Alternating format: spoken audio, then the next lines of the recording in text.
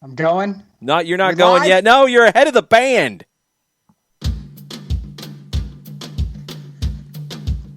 Man, Nick tries to jump the band and stuff. Got no time for this, man. We got a lot to talk about. Good grief.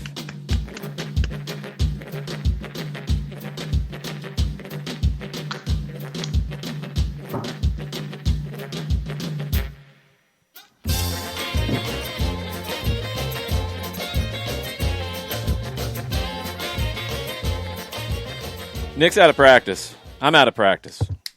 There we go. Thus the emergency beer. Yeah, the U23s are out of practice too, so they can But join the party. Ha! Fist to your face like Folgers. That's what it is. You guys talked about it a little bit on the parent program this morning, as they like to say sometimes. On the morning show. On the morning show this morning, they discussed the big time. No. I would like to offer my 2 cents, if I may. Please do. If I can. Yes. All right. So this morning in the chat, I think I was very clear. I said Jason Kreis should resign. I think Ernie Stewart should resign as well. But I'm going to go ahead and say this, that Gwen has like 5 cents to add as well, if you could. I think Gwen is completely entitled to her opinion, Yes. and it is perfectly valid and welcomed on this show. Yes. I think. I think we have to do a couple of things here. One, I'm not going to completely light that performance on fire. For anyone out there who's in high-level corporate sales, or you do any sort of like corporate strategy or anything like that, and you're interacting with other companies, you understand what Form 10K is. Now, I know it sounds like I'm starting way out in left field, but I promise I'm going to bring it home. Oh, boy. So Form 10K is mandated by the Securities and Exchange Commission for all publicly traded companies to list what risk factors they identify, right? So if you are expanding into Southeast Asia and you are concerned about data theft from, Chinese state actors, or you are concerned about being disrupted by another Southeast Asian company, you're going to write that down in your Form 10K. So that way potential investors know what you identify as risk, and it helps them decide whether or not they're going to invest with you. Now, pick any Fortune 500 company out there that you can imagine, and you look at their Form 10K from 3 years ago and a 10K today. I promise you the words and number COVID-19 will be appearing in every flippin' one, because whether we like it or not, it is now a part of the risk picture that everyone has to take into account. And that includes even the U.S. Soccer Federation. And there are players who could have been released by European clubs, but they had to identify their own risk in saying, if we let these players go, they could be locked down for 2 weeks coming home. We're going to miss matches, key matches, and we just can't risk that. So, do we let some of them go on friendly? Yeah, maybe, sure. But there are some that are going to make that judgment based on the risk out there and say, well, no, we're not going to release these. And the U.S. Soccer Federation has to make choices based around their levels of risk management as well. I can't sit there and say that the U.S. Soccer Federation fielded the best manager for the U23s. They didn't. That's why Jason Kreis needs to resign. But there's enough talent on that team to get them through to the Olympics. And that's where the anger comes in. There's enough talent on that team to get them to the Olympics. They failed in that. Jason Kreis's job is to get them to the Olympics. He failed in that. That's why he needs to resign. He made poor management decisions. Un momento, por favore. One point of clarification. Please. I don't know if he actually needs to resign. I think his job was through the Olympic cycle.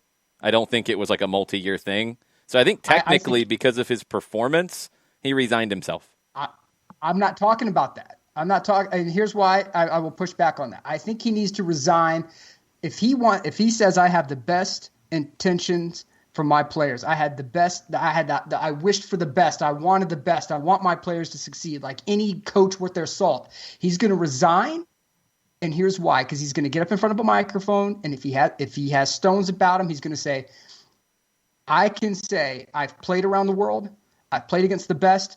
The young men in that locker room can take the field against anybody and compete, and they can win. I have full faith and confidence in that. I let him down as a manager. I made some calls that didn't put us in the best position, and I don't want these kids to put it on them. I don't want these young men to put it on them that they failed. They didn't. It was on me. I take responsibility for it. I'm walking away from this job. But if you are a U.S. men's national team fan, you should be thrilled and excited about the players who are coming up through this pipeline." That's what he should say. He's not going to. Yes. Do you want to hear what he did say yesterday after the game? Oh, yeah, please. Because I'm ready to go off on this as well. This is one thing he said. I think CONCACAF had it as well, but Franco Panizzo of SBI Soccer had this one. This is about the mentality, the team's mentality against Honduras yesterday. Mm-hmm. I think the first half looked a lot like the Dominican Republic first half. We have players that aren't moving. We have people on the ball that aren't committing defenders to make decisions, to open up spaces. We have guys that look like they just don't really want the ball. And so, again, it just kind of goes back to mostly mentality for me. That's my opinion right now. And I could have it wrong, but, I think at the end of the day, it just wasn't quite there from a confidence point of view. No, he's a bum. Jason Christ is a bum. And this is why it falls on U.S. Soccer to answer for hiring him to begin with. Because and let me tell you something. Bart on the show this morning was awesome. Bart did a fantastic job breaking everything down. I thought it was absolutely great to have him on, and I think he did a bang up job on breaking everything down. Jason Christ is a bum. And one thing is everywhere he's been, he's proven that he's a bum. Go ahead. You want to hear something else he had to say? Please. This is also from Franco Panizzo and from CONCACAF.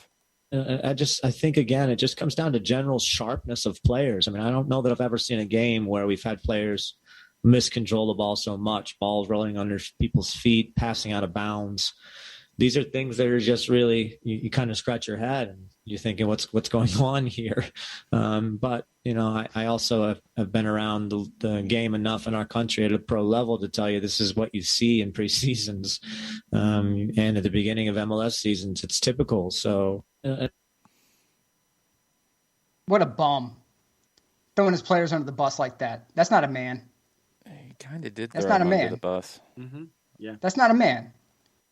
You are responsible for your charges. If you are in a leadership position across the board, in the Marines, if your Marines fail to execute, it is a failure of leadership. I don't care what the reasoning is. If they go out and they get dumb the night before a training op and they screw everything up, that's on you, a failure of leadership to keep your Marines in line the day before. If they fail to follow orders, it is your fault as a leader because you did not instill the discipline required to fulfill the mission. And I don't give a my son watches this. I'm going to watch my language, and I know that Royal we get sent Rat out. Blank.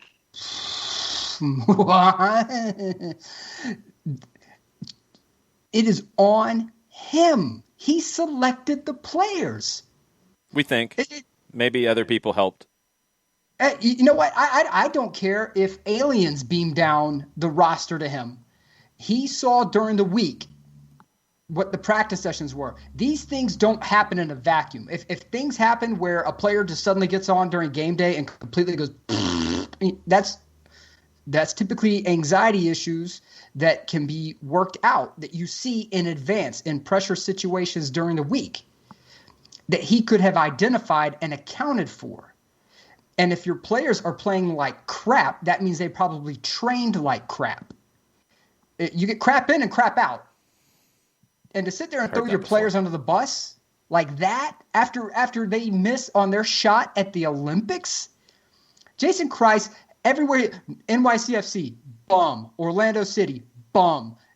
And you're telling me what? This guy's going to be put in charge of the U23s, and that's a wise decision? Ernie?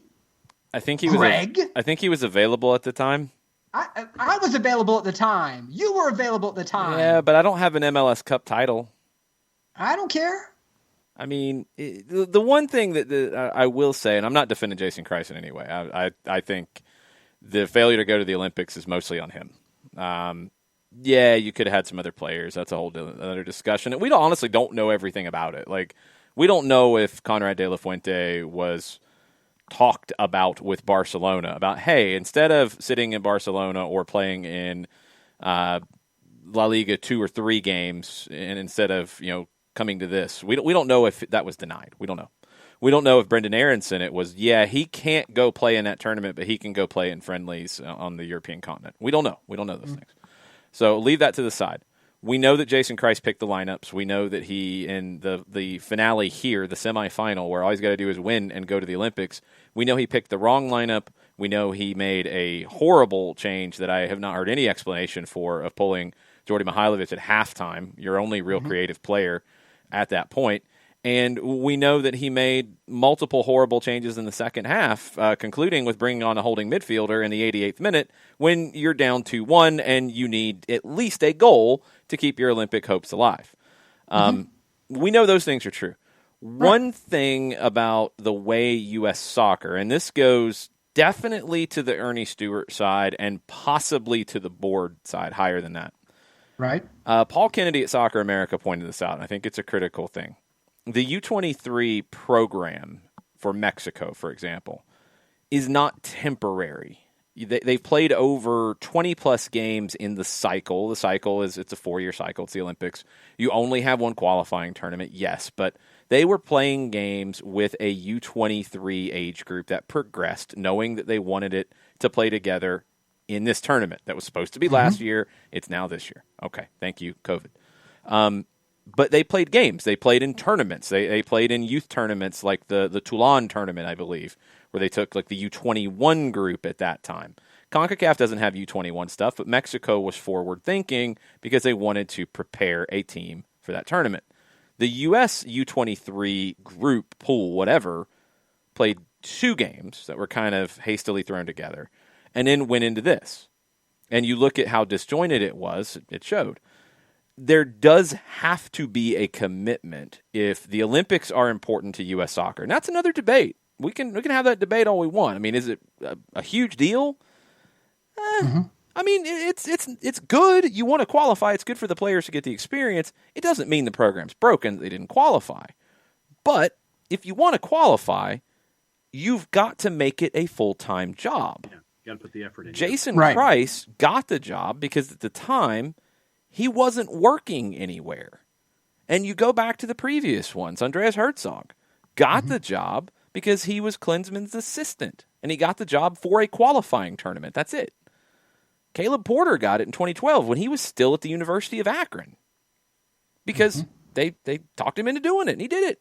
And he failed. And that was like really the first big failure in his coaching career. It served him well. It didn't serve the players well, but it served him well. He learned, and he went on, and he's done well. They've got to make it a year-round job.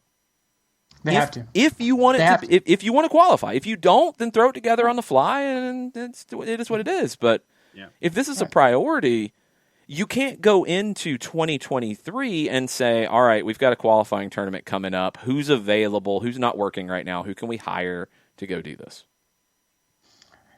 Yeah, if I flash back to when Italy crashed out of the World Cup. They lost to Slovakia, right? Slovakia. And I remember watching Gianpaolo Ventura go up to Daniele De Rossi. They're down a goal, and he says, De Rossi, you're going in. And De Rossi's screaming at him. Why? Put in a striker. We need a goal. Why are you putting me in? I'm a defensive midfielder. And he refused to go on. I'm watching Kreis make these substitutions, and I'm like, I'm just having flashbacks of this, of absolutely inept management. And it blows my mind, really, because let me go ahead and state for the fact that I have never been a U.S. men's national team supporter. I don't wish any ill on the U.S. men's national team at all. But it's just not the way I was raised. We were growing up in the Alifi household. You were handed a blue shirt very quickly in life and taught these are your people. You will cheer for them. Okay, roger that. I watched my team crash out to inept management and miss the last World Cup. I know how it feels to miss out on a big tournament because of stupidity, and that's the problem. And the problem with the United States that was corrected very quickly in Italy is that the problems are systemic in nature for U.S. soccer. Time and time again, like you said, they need to make this position full-time. It needs to be a full-time position. Stop screwing around and saying, well, we don't know if we have the budget. You have the budget to do it. You have the budget to make this move happen and make it full-time. You have to move these knuckleheads at the top. Jack, if you're watching, please know Daddy's doing his best to keep it clean. These knuckleheads at the top out of the way, out of the decision-making process, and let the people with brain cells actually make some decisions here. Because all they're doing right now is making the pressure cooker that is surrounding Greg Berhalter just that much tougher to deal with. You already put him in a bad position by having his brother on the flipping management team whenever he was hired. So now everyone goes nepotism, nepotism, nepotism. Whether he was justified in being hired or not, he's saddled with it now, right? And then you have all of the idiocy that surrounds the treatment of the women's program, right? So you have that added in. Now, none of that has anything to do with Greg Berhalter's on-field tactics or games winning, games lost, games drawn, but it adds to the pressure surrounding him. And then when you have this situation where he has a situation completely beyond his control, players who can't come over from Europe, so we have to do these stupid friendlies with them instead. We can't have him doing the Olympic stuff. Things completely out of his control. Jason Christ goes and apparently has like an out-of-body experience and completely bombs every aspect of management with this group. And then now the pressure's all on Greg. Everybody's looking at Greg like, okay, buddy, you're going to qualify, right? You're going to do really well in the World Cup now, right? Because if not, it's the same mess. It's the same mess. And I think it's even worse because you have on your hands right now what could be a golden generation. Because for the first time, U.S. men's national team fans are not like, hey, our guy started for Sunderland. They're like, no, our guy started for Barcelona. Our guy started in a Champions League game. Our guy started at Juve. We have another guy who's starting at Roma. We have another guy who's big-time teams. And for the first time, and God knows when, U.S. men's national team fans can sit back and expect greatness. Sunderland, starting at Sunderland, not greatness. Good for you. You did well. Being a bench player at Roma, good for you. Not great, good. But now it's, no. We can put players at the top tier. We can have players in Champions League. U.S. players can do these things. U.S. players can achieve absolute greatness in Europe. It's no longer one of these things where people sit around at a pub table passing beers and cigarettes back and forth going, yeah, but could they really survive if they played the Champions League in Madrid on a Wednesday? No, it's happening. And you're going to squander it with stupidity that is provided to you on a plate by the U.S. Soccer Federation. And that is malpractice from that group. And I'm not trying to come off like a first take host. It's mind-bending to watch the generational talent being led by buffoons who just couldn't ever get the job done. It's like handing the Patriots in their prime over to the leadership of the Cleveland Browns. Like the general managers. Yeah, I know Bill Belichick came from the Cleveland Browns at one point, but the leadership of the Cleveland Browns running the Patriots. Go ahead. Can I point of order here, please? Please. It's parliamentary procedure. You tried to slip in the Michael Bradley slander under the radar. Did I? It was heard, and it was incorrect, by the way. At his first season at Roma, 35 matches in all competitions, not exactly a bench warmer. I know you have issues with Mr. Bradley. For some reason, I mean, it's kind of weird that it's still an issue. But that was incorrect, sir. It was the second year where they signed, I think, another player, and it was like 5 players for 3 spots, and that's where he moved to Toronto. That's where mid-season. Yeah. I will say that in all non-buffoonery aside, he is the reason for one of the greatest game calls in Serie A history when he scored. Oh, yes. Yes, he was. And the announcer goes, Lex Luthor! Lex Luthor! Yes, that was one of the most amazing things ever. That's prime. Yes, there was a little bit of slander in there. Yes, there was a lot of slander. You want to hear that? I think I've got it. Ooh, I think I've got it right here. We're gonna give it a go. Let's see if we get some cooperation. In avanti ancora verso Strootman, è ottimo l'aggancio di Strootman, si avvicina all'area di rigore, Strootman, provaci maledizione, tocco per Bradley,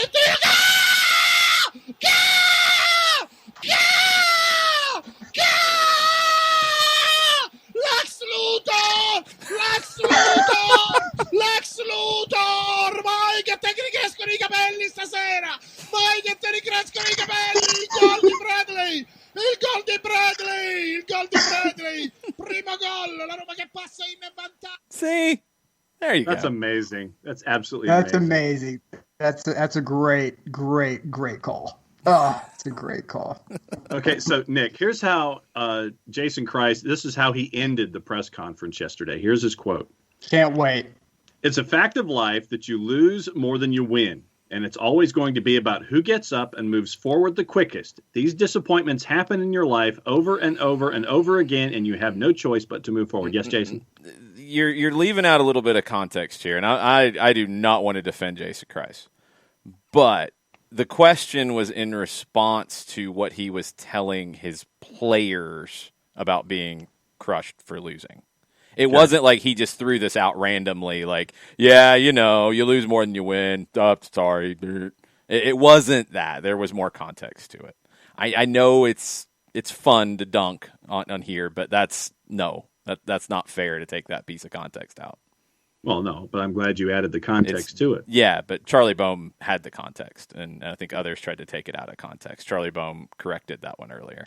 There's more to it. I mean, yeah, probably at that point, you maybe just should have left that anecdote out because it could be taken out of context. Yeah. My biggest thing is he blew the tactics on the day. It's the same thing I had with Arena in 2017 in Trinidad. Like, we can go into style of play. We can go into all these different things, all that. And there's parts of it that are absolutely valid. But he blew the tactics on the day. On the day. The team did not look prepared on the day to come out and say they lacked confidence. You're the manager. You're the one who's giving them confidence. Yeah, you're supposed to do that. Why? Well, you can't. It's not that simple, but I'm sure not going to call my players out and say they lacked confidence. Like, you can try to give them confidence. They might not have the confidence.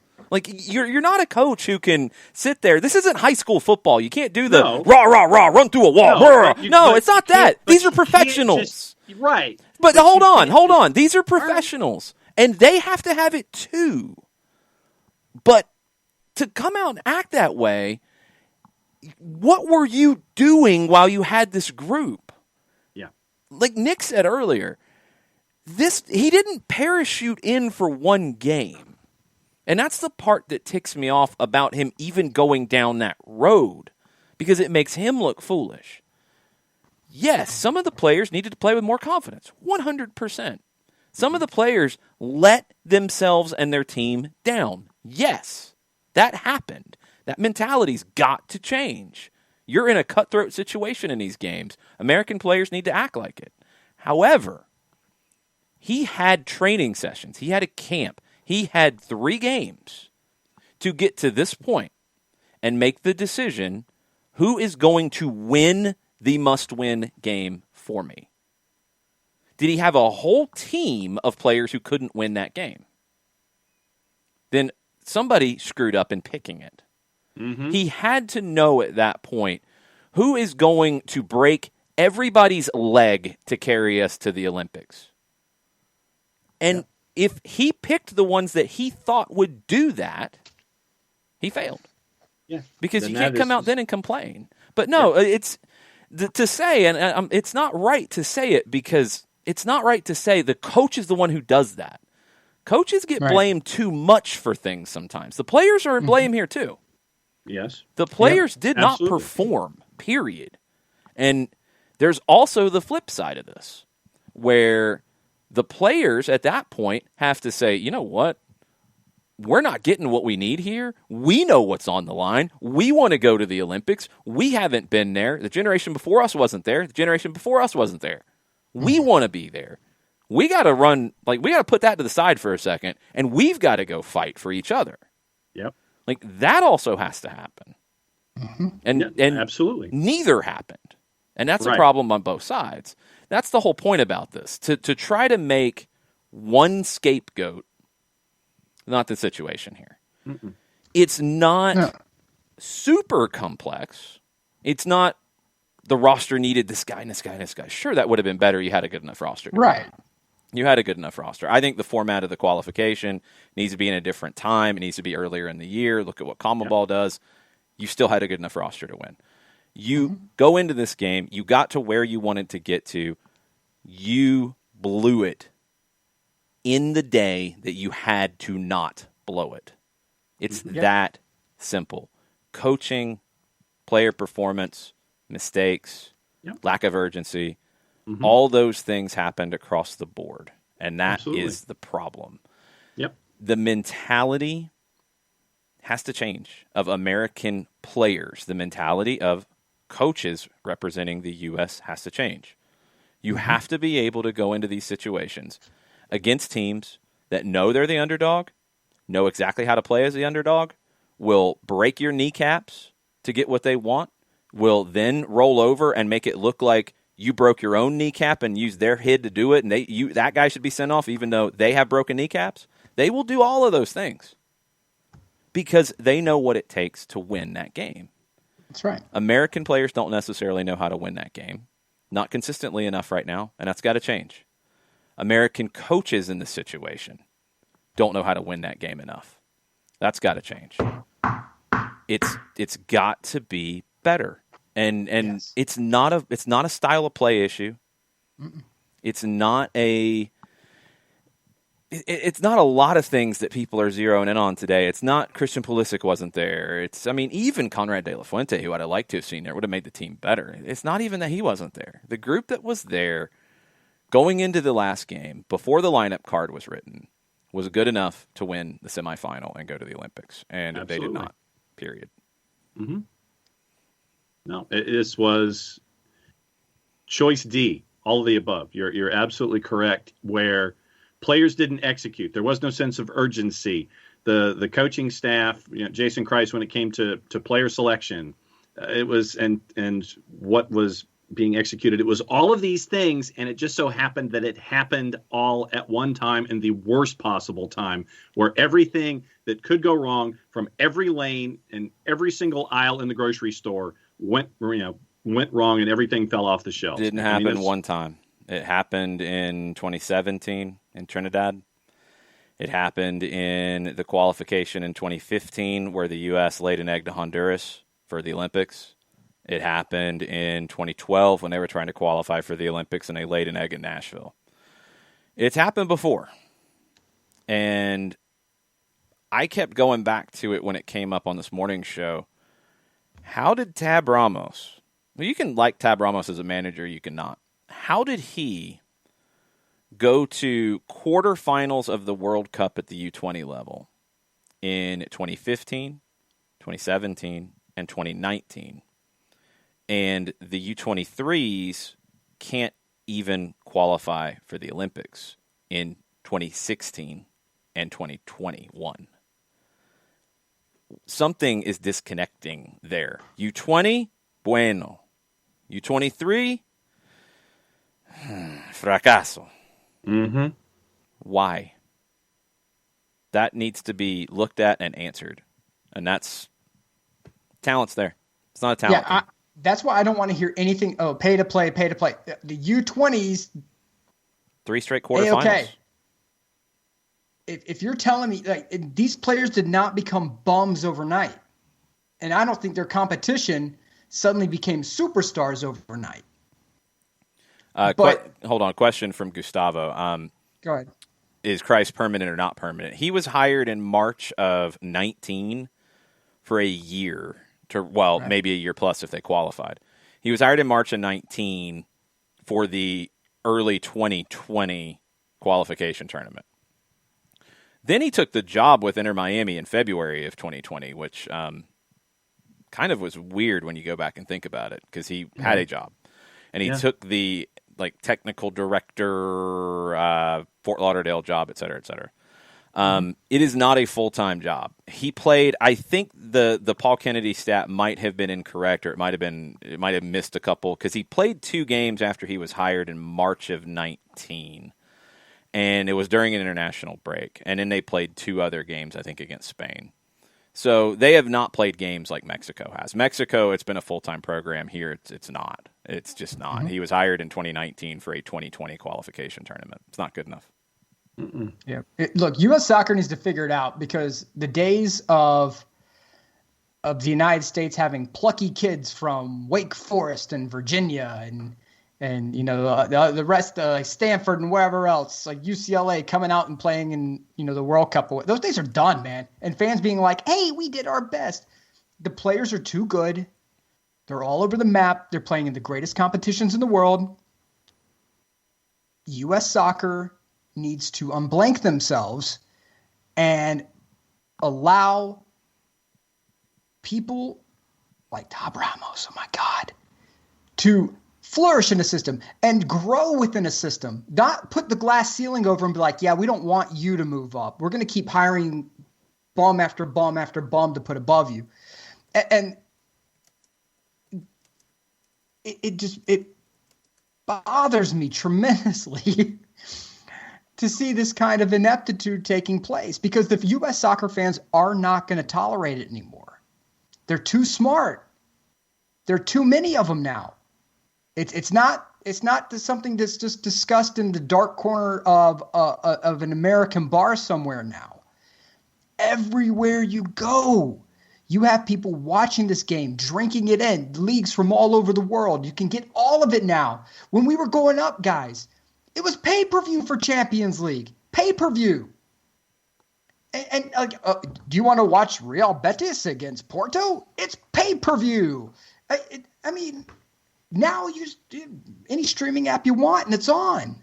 The fans are too smart to take the horse crap that's being shoveled from this organization and the buffoonery and everything else that comes along from U.S. soccer, cycle after cycle after cycle, when they hit that gap that you talked about, Jason.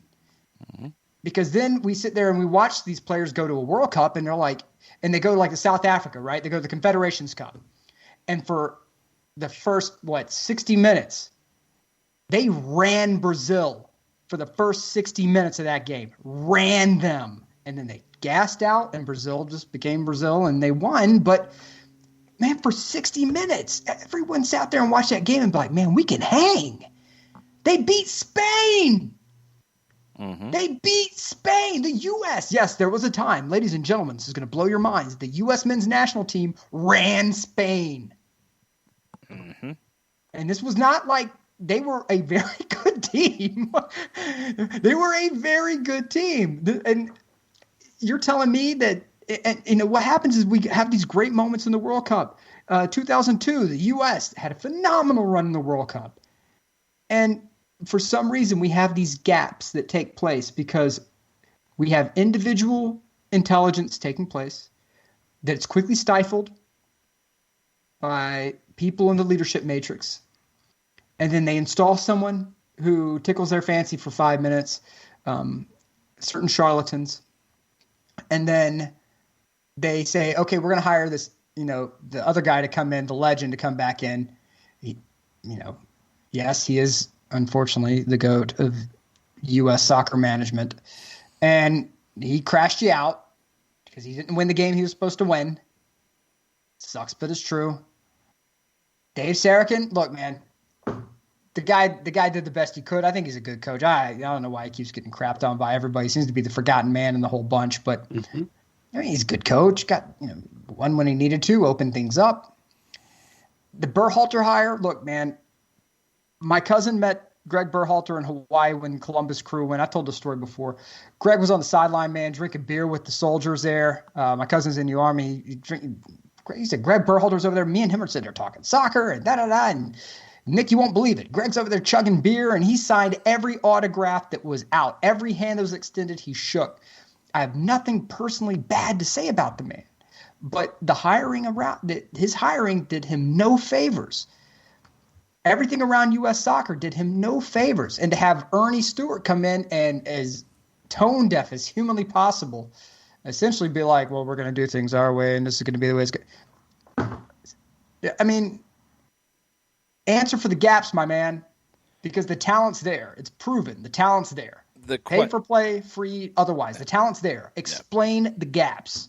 The question I have, and I've seen it come up on the Twitch pitch, that's why I'm bringing it here, DM Tim, said, so who runs U.S. soccer then, who's making decisions that can make a change? See, this is the thing I think we have to be careful not to do. U.S. soccer is not broken. The U.S. men's national team program is not broken. No. This is a bad result from a manager who failed. And that was why I said it last week. If you don't qualify for the Olympics at this stage, the managers failed. Mm-hmm. The project failed. The program is not broken because you see what's happening with Pulisic at Chelsea. You see what's happening with Dest. You see Yunus Musa committing his future to the U.S. You see those things happening. These are all not signs of a broken program. Now, does it increase the pressure on Greg Berhalter to qualify in a little bit of style? Yeah, it does. Does it make the potential for a freak out even higher if you get off to a bad start in qualification? Yes. Does it put more pressure on the Nations League semifinal in June? Yes. But the idea that American soccer is broken because Jason Kreis had a bad lineup on the field and made bad substitutions, no, Jason Kreis ain't that powerful. Okay? No. I'm not saying that U.S. No, I know you're not. But that's going around today. You do need answers from Ernie Stewart and Brian McBride, who is the specific GM of the men's national team, because this falls under his purview. You need answers from Ernie Stewart as the head honcho of the men's national team program, of the national team program on both sides. You need answers from both about what happened, what went wrong, and how it's not going to happen again. That's what you need. And you need to say a couple things, in my opinion. You need to make it a full-time job. You need to hire somebody full-time. You don't wait until a year before the qualification process and say, okay, who's not working right now? Who can we go grab? Cool. Right. No, it's got to be a full-time gig, and you've got to play in some of these tournaments. You can't get invited to the Toulon tournament in France for U21s. Make up your own. Create your own over here and invite Puerto Rico and invite these teams invite their full senior teams to come play your U21s. Do it. Create your own. You can do these things. Like, you got some cash. People want to come play you. You can do it. You have facilities. Get it fixed. Get that stuff fixed. Get it full time. Answer what happened in this. This is not an indictment of the whole program. It's not an indictment of what Greg Berhalter's done. And look, I was super negative on Greg Berhalter in the summer of 2019. He was way too fixated on certain aspects of a way of playing that were not about the philosophy. It was about a specific tactic that felt forced. He adjusted. He's done a good job since. He did a good job going through the Gold Cup, got to the final. I said he had to get to the final. He got to the final. He's done fine. He's got to the semifinals of the Nations League. Good. He bounced back after a horrible loss in Canada. That was a wake-up call. Do I have this, unshakable confidence that they qualify with no heartburn? Because you got to go play in Honduras. They're tough. You got to go play in Costa Rica. They're tough. Probably going to have to go to Jamaica. They're tough. You've got things that are very difficult. And it's not going to be easy. You should qualify. Still, there's no excuse for not qualifying. You should qualify. But it's going to be difficult.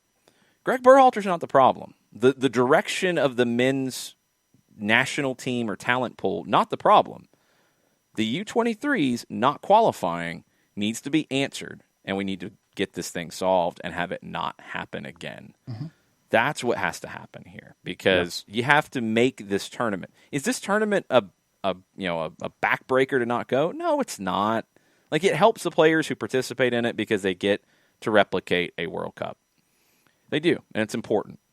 It's not the thing that then allows you to go to a quarterfinal, it does help you along the way. You can still get there. European teams don't take the Olympics all that seriously. South American teams do. Tata Martino, as I think Byrne pointed out on the Twitch pitch, one of the reasons he left Argentina and ended up coming to Atlanta was the lack of resources they were putting towards the Olympic team at that time and the lack of say he was going to have. And it was one of the things that made him walk. Argentina's taken the Olympics very, very seriously. They took their U23s to Japan to play 2 friendlies over the last couple days. You didn't see that kind of stuff from the U.S.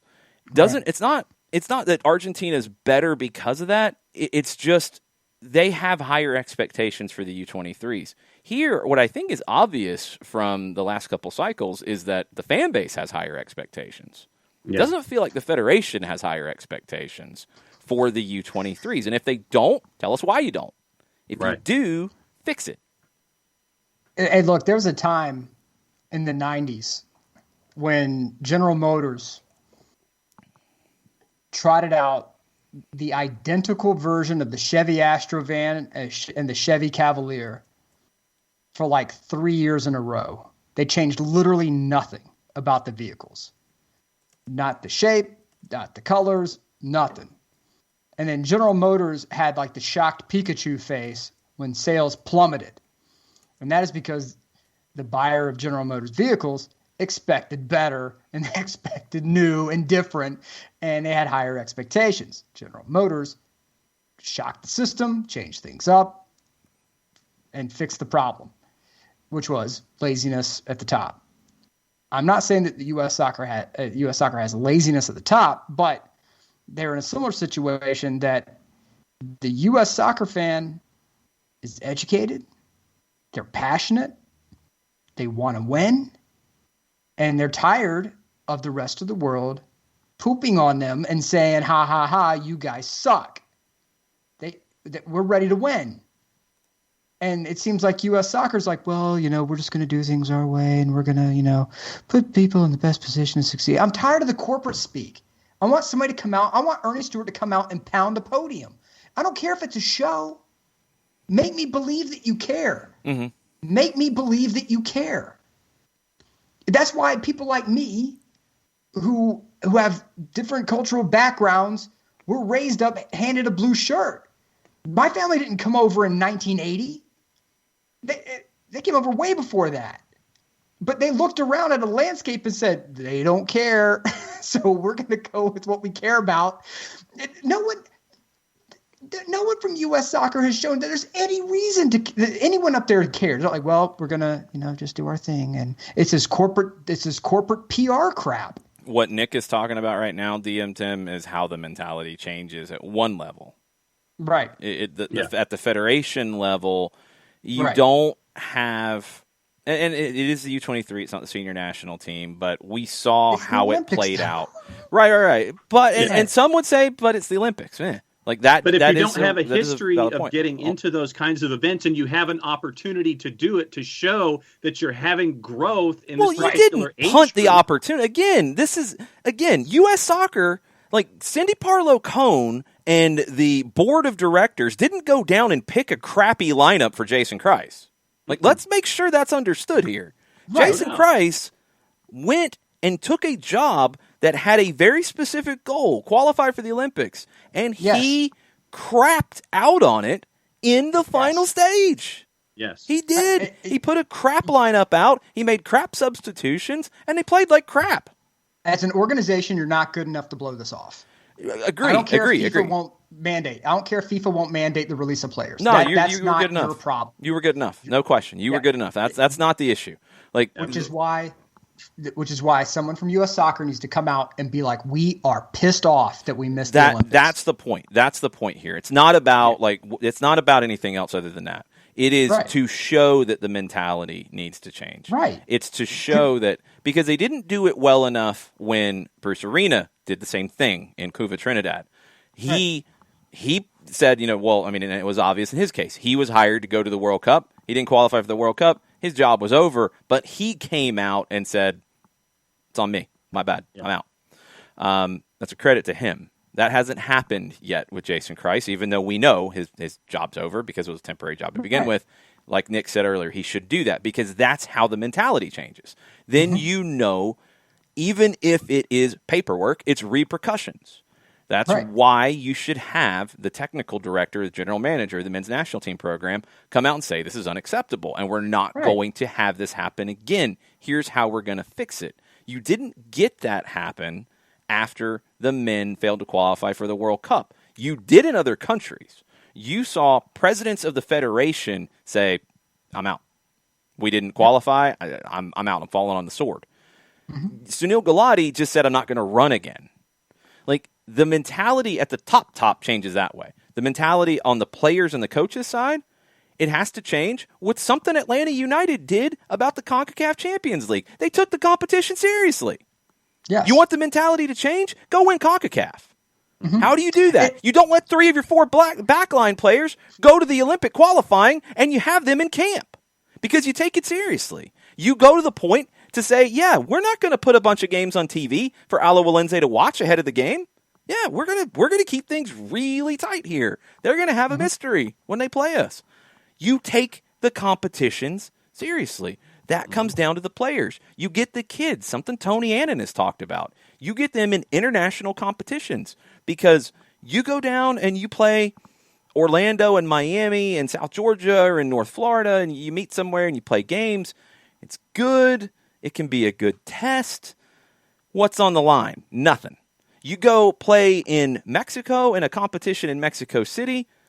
Every team that you're playing wants to beat you badly and then laugh in your face and then throw things at you because they take it seriously. You need to expose players to that at young ages. You need to get into international competitions. You need to have the Leagues Cup, and you need to take it seriously. If teams don't take it seriously and they field subpar lineups, fine them. Don Garber, come out and say, no, you're fined. You're getting fined Garber bucks. You're getting fined allocation money. You're losing draft picks, whatever you want to do. Take it seriously. That's how the mentality changes. You don't keep getting a pass. You say, oh, okay, this was your big test. You failed. Doesn't mean you don't ever come back again and get seen. No. It means now you've got repercussions to deal with. You've got to earn your spot back. You've got to show us that you can win these things. You've got to work your way back. You don't keep just doing the same thing. The mentality of the players changes over time with that. The mentality of coaches changes over time with that. Clubs, it's starting to. Federation has to show more. Players who go play in Europe understand the mentality. It's something that I'll always remember about Eric Winalda when he was telling stories about going to Germany. And it's something that's always stuck with me. He went over there and he was on a hot streak when he first arrived. He was scoring goals for fun. I mean, it was just this huge story. And in a game, he didn't score. He had a big opportunity late in the match and didn't put it away. Team lost. You know, he's been playing really well. He's used to the American mentality. This is the 90s. It's changed, but there's still elements of this in the American soccer mentality. So they lose. He's been playing really well, so, you know, he's kind of like, look, my bad. You know, sorry, I missed, you know, kind of laughing it off. Captain, and I'm paraphrasing, and I the gist of it is the important thing, but maybe some of the actual quotes is a little twisted. I'm sorry, Eric. This was years ago when you told the story.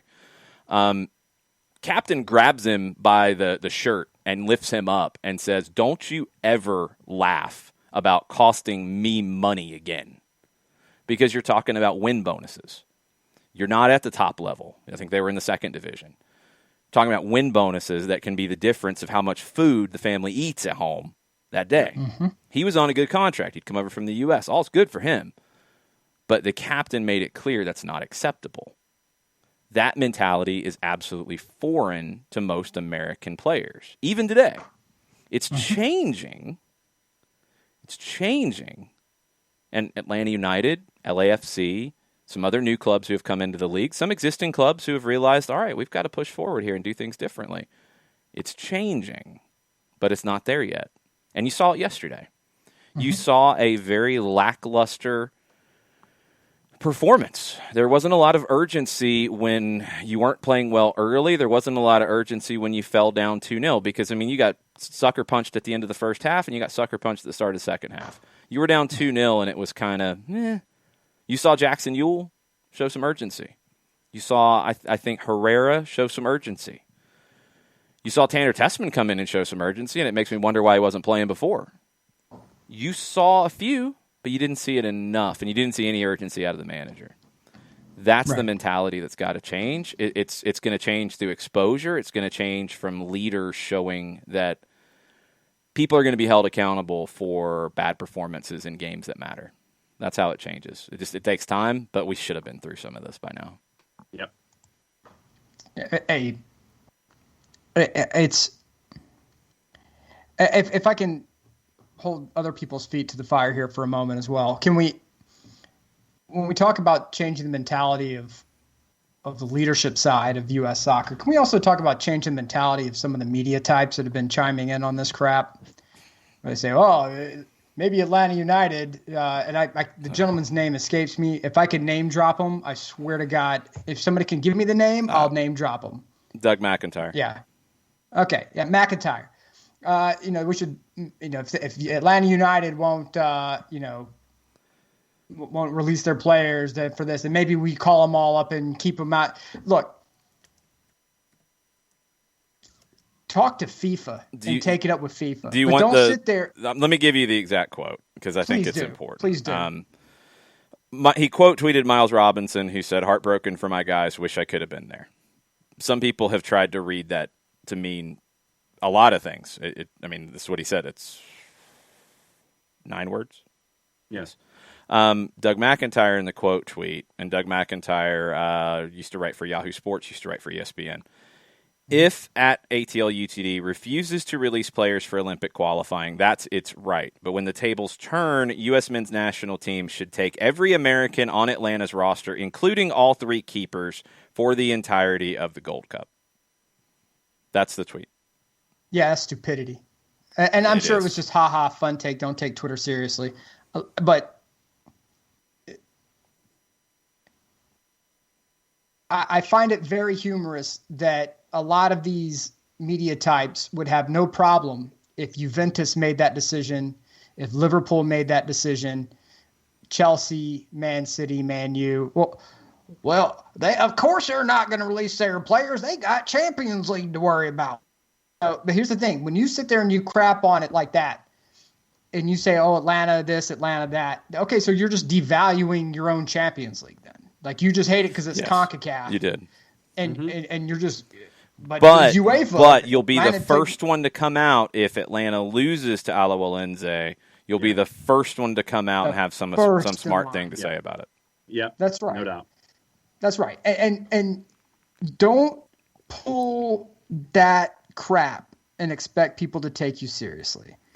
Because if it was any team in Europe, you would completely understand. You would be like, oh, my God. Well, there wasn't even any question about the right.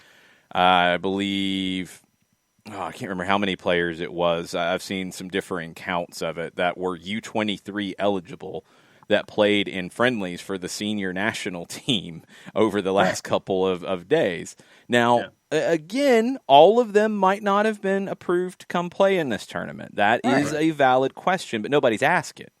Everybody is jumping on Atlanta United. Not everybody. Some people are jumping on Atlanta United about not letting Robinson, Bello, and Lennon go. Nobody's asking Barcelona, were you requested to release Conrad de la Fuente, who was on the preliminary roster? Mm-hmm. Nobody's asking Red Bull Salzburg, were you requested to release Brendan Aronson for Olympic qualifying? Nobody's asking that. And again, this goes back to U.S. soccer. This is where Ernie Stewart and Brian McBride need to come out and say, we felt that it was best for Brendan Aronson's future to play for the senior national team in friendlies in Europe rather than this. Or they need to come out and say, we asked Red Bull Salzburg, and they said because of quarantine rules in Austria that he wasn't going to be released for Olympic qualifying, but because the quarantine rules say X, Y, and Z, he could play in the friendlies on the European continent. Mm-hmm. Okay, then tell us that. Yeah. What about Conrad? Conrad wasn't called up for the senior national team. Did Barcelona say no, or did you just not ask? We need those answers because they were very quick to talk about in the roster release about Atlanta United. to the point that it sounded like Jason Christ was saying that if they qualified, and that was a little presumptuous at the time, if they qualified, that would affect their availability or probability of being called up because they weren't released for this, which makes it sound like there's a grudge. Yeah. Which doesn't make a lot of sense, because if that's the case, were you going to do the same to Brendan Aronson if, and we don't know because nobody's asked that we know of, did Red Bull Salzburg say no? Well, then would you not call him up? Did you ask Chelsea about Christian Pulisic? If they said no, would you not call him up for the Olympics? Like, here's what's crazy is that they can call Sky Sports Italia up, and I'm sure they have someone there on payroll who speaks Italian and English, and maybe can answer, did Juve say no? Yeah, we don't know. Did Roma say no? We have no idea. Well, we know Brian Reynolds was with the senior team, so what happened? Yeah. Bernd has a good point too, and this is the other element that I mentioned on the show this morning, and I didn't go into as much detail. Honduras brought in Rivas to play the semifinal, knowing it was the game that takes you to the Olympics. If it was so important for Miles Robinson to the point that you're going to make a big deal about it in the roster release about a guy who's not there, did you ask, okay, look, we understand he's got to get ready for CONCACAF Champions League. We get it. Could we get him for the semifinal? We'll put him on the roster. We won't have him play in the group stage. We'll make sure he's ready to go and has all the testing done. We're not going to pull a Haiti, but he'll be able to come in and play in the semifinal in a must-win game. Can we do that? It doesn't sound like that was even something that was brought up, but right. And you can pitch it as we're going to put him in a must-win situation. It helps him get mentally focused. You can ensure that he's physically up to snuff, and we can promise you that there will be no repeat of the Greg Berhalter shenanigans of post-game stupid training sessions. If you needed a creative player, did you not pitch that to Red Bull Salzburg? If you did and he was available, why did Brendan Aronson play in friendlies rather than a must-win game where he would have been handed the keys to the car and say, hey, BA, take us to the Olympics. Let's go. Yep. Like, exactly. Why are we, if we're going to start shoveling dirt somewhere, why don't we get some questions asked? Oh, my bad. It's the American team, the MLS team. Oh, sure. You know why, Jason? My bad. bad. Know why we get that? My bad. Because it's easier to pick this up and tweet your characters out on this than it is to type an email up to Sky Sports and be like, hey, can I speak to the person who we're a publication in the U.S. We want to speak to you about player releases from Spain, Italy, Germany, wherever, Austria. They didn't do that. They just went right to Twitter with their hot takes and nuking Atlanta. And you know what? Atlanta, do you. Because those bums who are tweeting aren't going to be the ones who are taking the hit if Miles Robinson goes on this trip and gets hurt and then is out for 2, 3, 4 weeks. They don't have to answer for it. You do. So no. If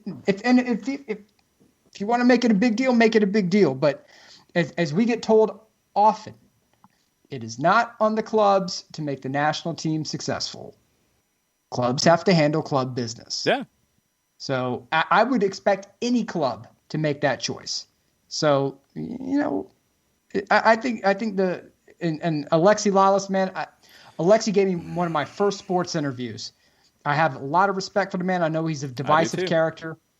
And I remember I met him on the floor of the Georgia Dome for Milan and in Club America. I said, I would like to get a non-David Beckham related interview.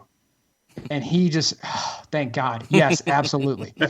and I thank he him knows for it. how to play the game. Yeah. And right. I have a ton of respect for his ability to play the game. And I absolutely 100% disagree with where he was trying to take it last night. Right. It was just stupid. Yeah, All right, Jared's joined in. Jared, because I'm going to keep ranting. I don't know if anybody wants to hear that. It's not like I didn't rant about this morning. Yeah. And throughout the day offline to like the stray cats living in the backyard. The stray cats in the backyard are going to become pro-rel just to spite me. Oh man! I saw somebody posted this morning.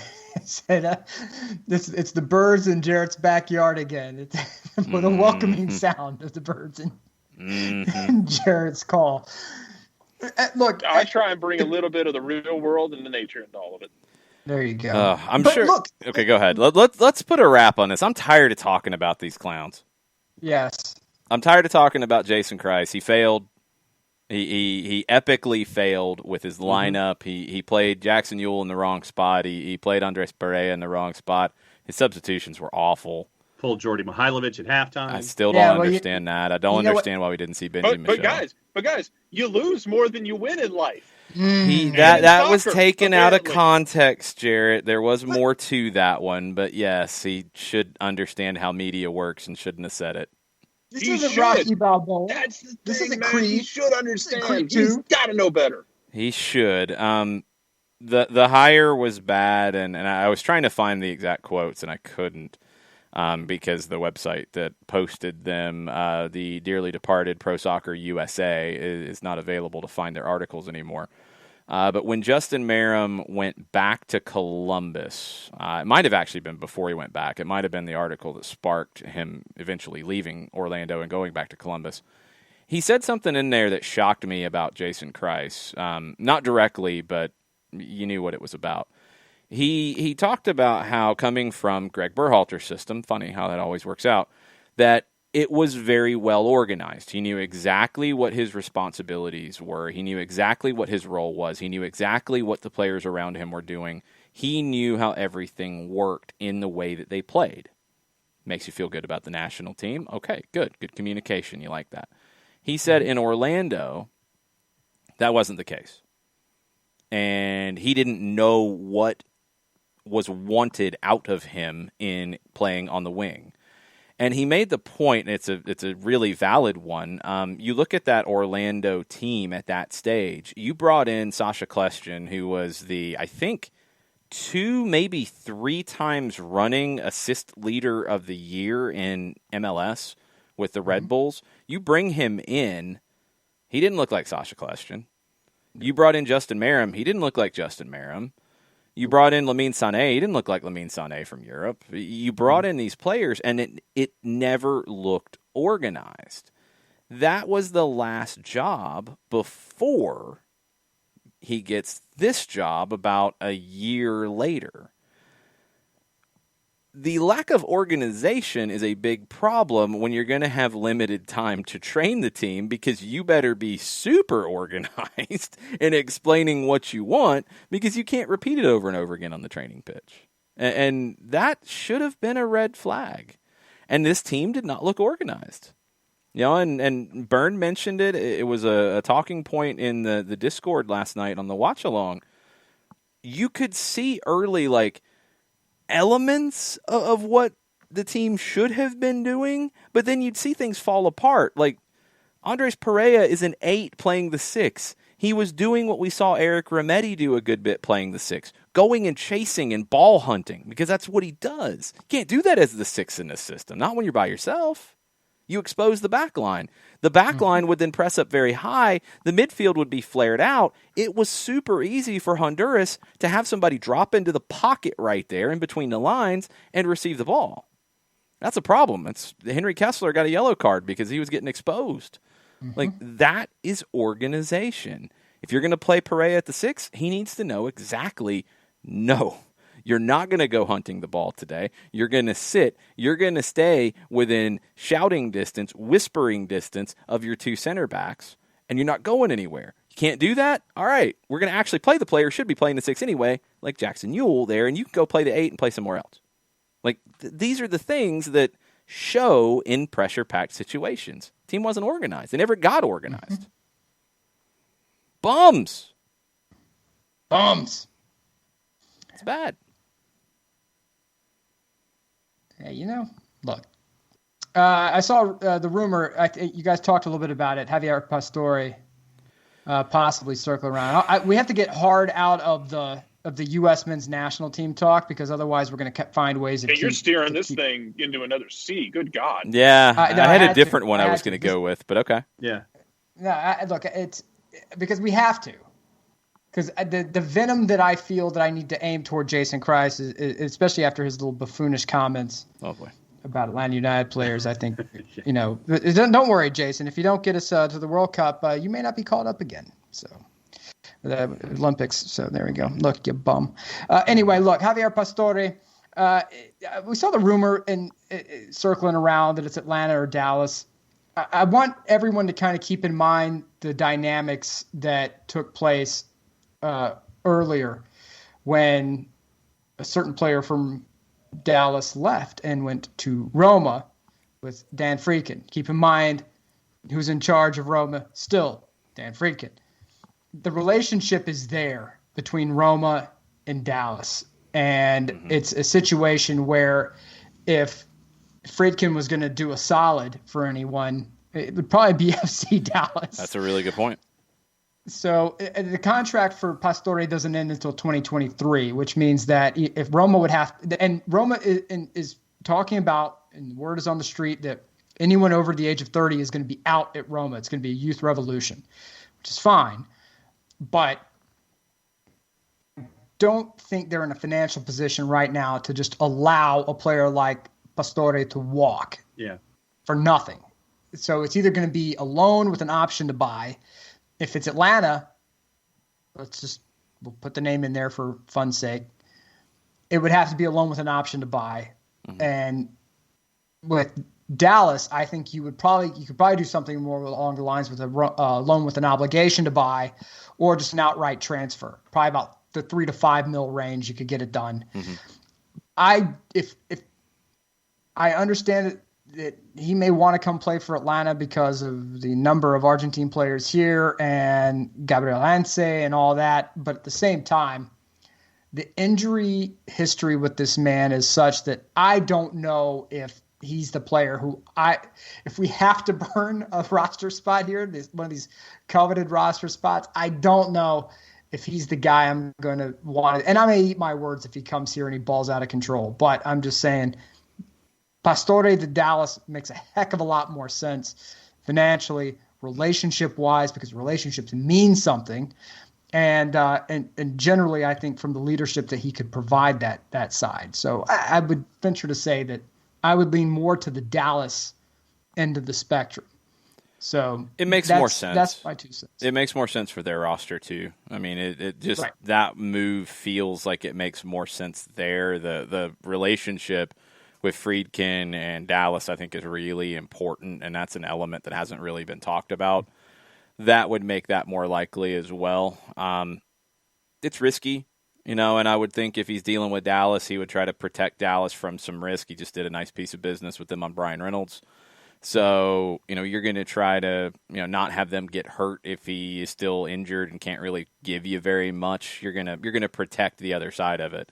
Atlanta would have to come in and assume a whole lot of risk. We saw they didn't assume risk when it came to Lautaro Giannetti, and Gabriel Heinze talked about that in his media availability this weekend, and he talked about how he spoke with Lautaro, and it was sad days. I mean, it's a player he wanted. It's a player that he cares about. It's a player that did a lot for him at Vélez, and he couldn't bring him. That's a tough decision. He didn't force it. He didn't bring him. If there's any question about Pastore and being injured and not being able to play in an up-tempo system where you got to cover a lot of ground, you can't take that risk. You just can't. No. You got here's the rundown, and it's more than one page. I'll just read you the first page of the injuries and games missed with Pastore. Surgery in August. He was out 172 days until the end of January. He missed 26 games.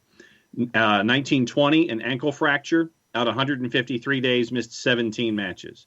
18-19 had a calf injury that had him in and out of the lineup. You're talking 7-10, 16 games missed there with a calf injury. 17-18 season, once again, more calf injury stuff at PSG. Out almost 60 days and 9 matches. 16-17, muscular problems, sideband tear in the knee, calf issue, knock, and that's 16-17. and that kept him out for 17 and 7, 24 games. So that takes you back to the 2016-17 season. A lot of problems with his calf and muscles. No, man north of 30, and he's got a lot of issues with fast twitch muscles. I want no part of it. Yeah, it's risky. To kind of swing it over to Gambetta watch-along kind of stuff. Jarrett, go ahead real quick before we get into what's going on right now. Anytime something like this comes up, because of Atlanta's profile and their attachment to anyone who might have been born under the Argentine flag. Anyone that might drink mate, yes. Yes, I'm always kind of going to have a leery eye of Atlanta's the really easy team to throw into these conversations, whether it's real or not. It's just, it's a layup. Watching right now, Maxi Rodriguez for Newell's at the coin flip as Newell's and Atletico Tucumán are about to kick off in Argentina, the last game of the Copa de la Liga round. Maxi Rodriguez brought the game to Argentina. Yes, he brought the game from England to Argentina. There are trophies in his honor. He's still captaining Newell's Old Boys, and now he is playing for Herman Burgos, the former assistant for Diego Simeone, who has taken over at Newell's, who looks like he would headbutt you and enjoy it. I do really like the things he's had to say. This is the manager most likely to hatchet murder you and throw your body in a pond. Yes, he's the one that basically told Jose Mourinho to stick it when Jose started running his mouth at Simeone. Mourinho, shut up. Mourinho doesn't shut up very often. He shut up when he saw Burgos telling him to shut up. Can we rationalize what it takes to be Simeone's muscle? Like, to get that gig. Simeone doesn't need muscle. No, in the first place. That's what I mean. But if he's going to have somebody speak for him, he got a scarier guy. If he's going to be that, we talked about this. Having that assistant who, I'm angry, I can't get sent off. You go get sent off for me. Yep. Can you imagine when those two would have disagreements? And be that guy. Could you imagine the arguments over like the next day's lineup between those two when they're differing on who should play the six? It'd be amazing. I mean, there might be holes in the wall. They take a bit of sailor's rope. They tie their wrists together, and they each hold a dull knife. Gustavo's angry. Gustavo says Burgos is a media phenom, and I don't like it. In fact, I hate it. Come on, Gustavo. Wow. I like Burgos. I like what he has to say about the game. I think he's going to be an interesting manager to pay attention to. He's a couple games in. I mean, he might not be good. He might be a good assistant. But I do want to see what he does. He's got a bad team to work with. I mean, Newell's is not a very good team. Do you remember the movie Predator when Carl Weathers' character? Predator, but go on. Yeah, when Carl Weathers' character is going along and he accidentally knocks a log and he gives the position of the team away, and Bill Duke, who is just a massive human being, just has one of the greatest deliveries of any movie ever. And he pulls up Carl Weathers. He goes, "I don't care who you were back in the world. Give our position away again. I'll bleed you real quiet. Leave you here." I can just see Burgos doing that to like the midfield. Like, "Give that ball away. I'll bleed you real quiet. Leave you here." And just be like, and the rest of the game, no ball given away. No quarter given. Yep. But then you end up with a Texas bull rope match between Simeone and Burgos trying to figure out the starting 11s. Hey, I'm cool with that. Man. I have no problems with that. Occasional locker room fist fight between management. That's going to get you fired up right there. Manager comes in, face all bleeding. Assistant headbutted me. Let's go. I was like, yeah. Gustavo said Burgos will have to be. It feels like one of those you should see the other guy things. Yeah, that's right. Gustavo said Burgos will have to be the dog whisperer. Perro is a bad player. Dog. That's actually, that works in both languages, I think. Call somebody a dog, then yeah, they're not a very good player or whatever. God, when did Maxi Rodriguez first show up for Argentina? Well, he had the goal in 2006. 1878. He had the volley in 2006 to beat Mexico. And it was before that is when he debuted with Argentina. He's still doing it, too. The Argentine He was League's doing crazy things because the you get last time these like the U.S. made the Olympics in soccer. yes, he was. You get those like 17 and 18 and 19-year-olds playing and debuting and doing well, and then you get these like 35 to 40-year-old guys who are playing well.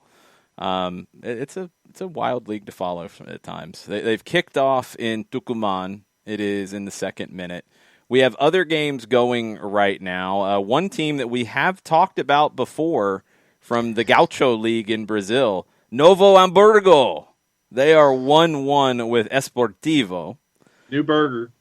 Yes, that's accurate. I have to comment on one thing really Sure. quick. I think it's hilarious. I'm just imagining, Jason, in front of you. You have like the NASA mission control. Oh, like- yeah, no question. Kind It's of. like War Games. It's like the War Games NORAD setup. I got better ones for you if you want them. I got Because you can see when the screen shifts on and the entire light of the room changes. Because it's like 20 more monitors just lit up. Yep. I don't have the game on. You see, we actually, what you don't know, Nick, is that we use Jason's studio there when we film War Games. That's right. It is. Yes. I don't have the actual game on because I don't get the Ecuadorian second division. But Club Atlético Porteño is scoreless with América de Quito. We have in the Primera Nacional in Argentina, the second division, one of the best crests in the world, Deportivo Morón, not Deportivo Moron. Deportivo Moron? Yes. Yes. Their crest is amazing, and they are playing a club named Tristan Suarez. I went to school with that dude. No, you didn't. That is not true. Huracan is also playing Gimnasia right now in the Copa de la Liga. You got Peruvian action going on too. Canada's game with the Cayman Islands finished. They won like 57-0.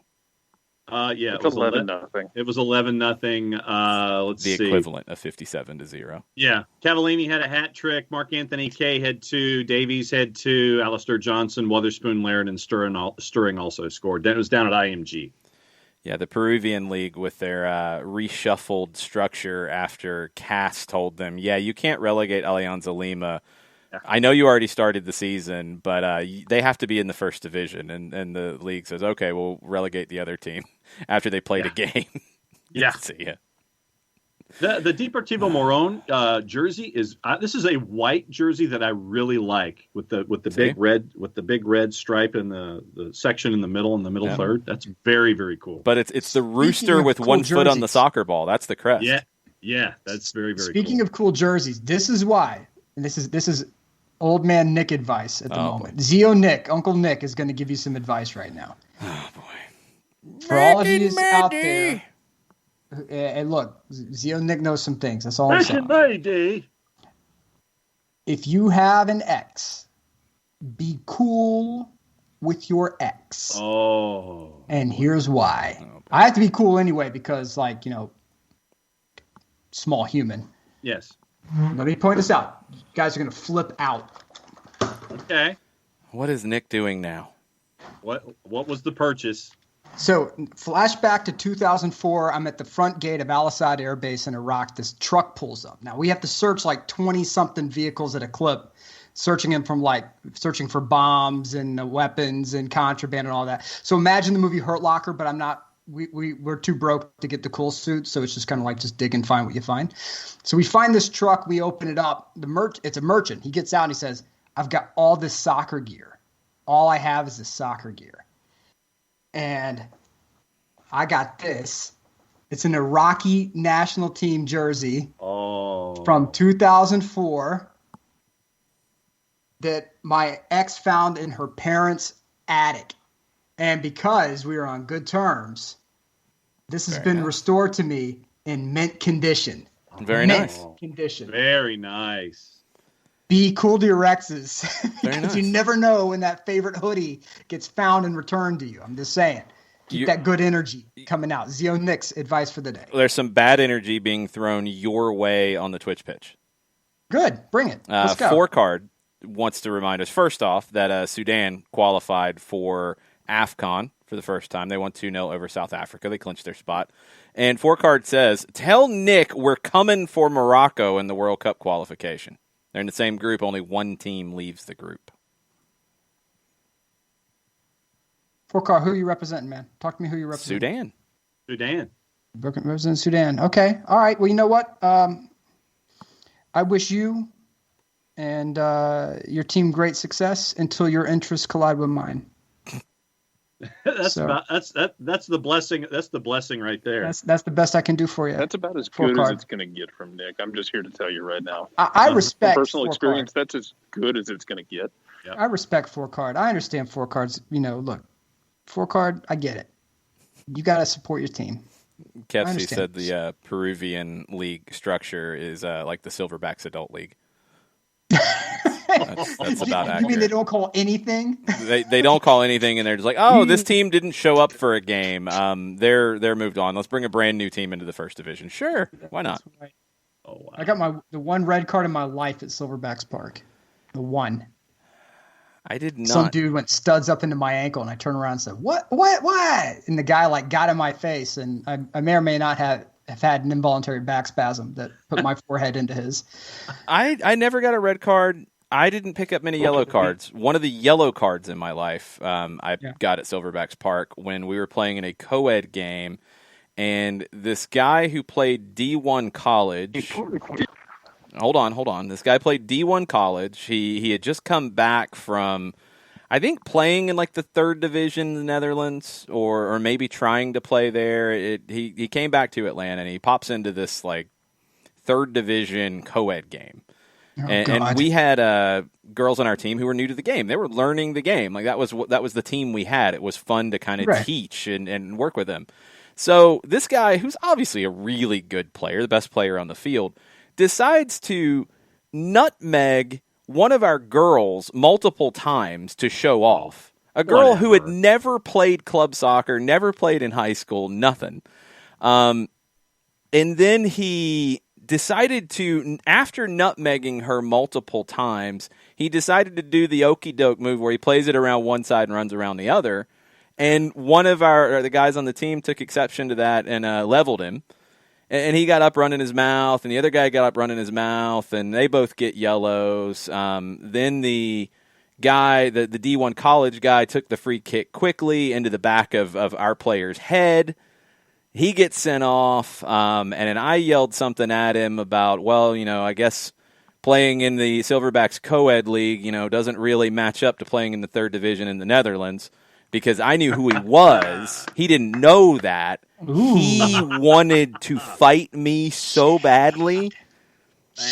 I was happy with that yellow card. That's beautiful. Yeah, that was wonderful. Yeah, that was ridiculous. I was furious.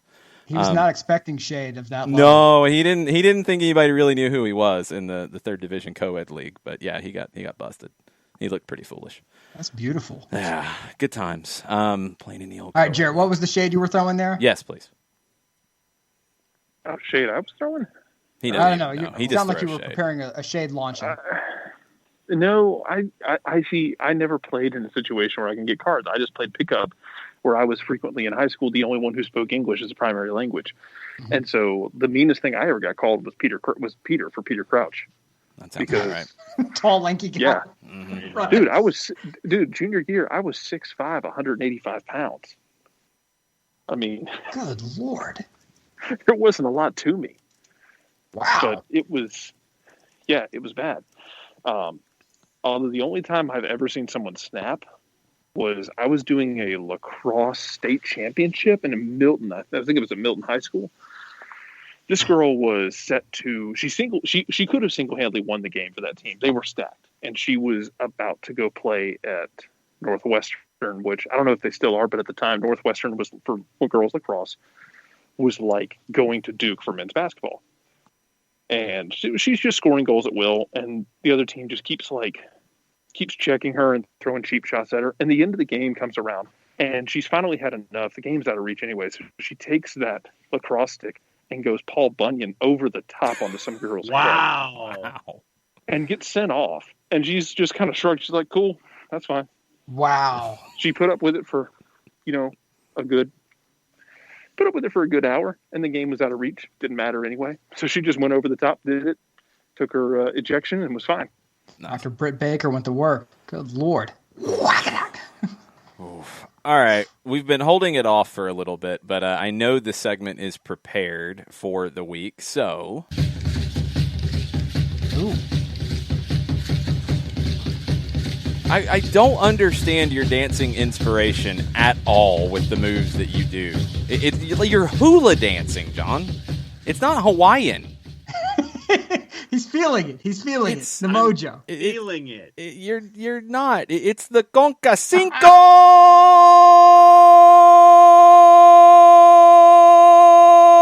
Gonzo Nelson.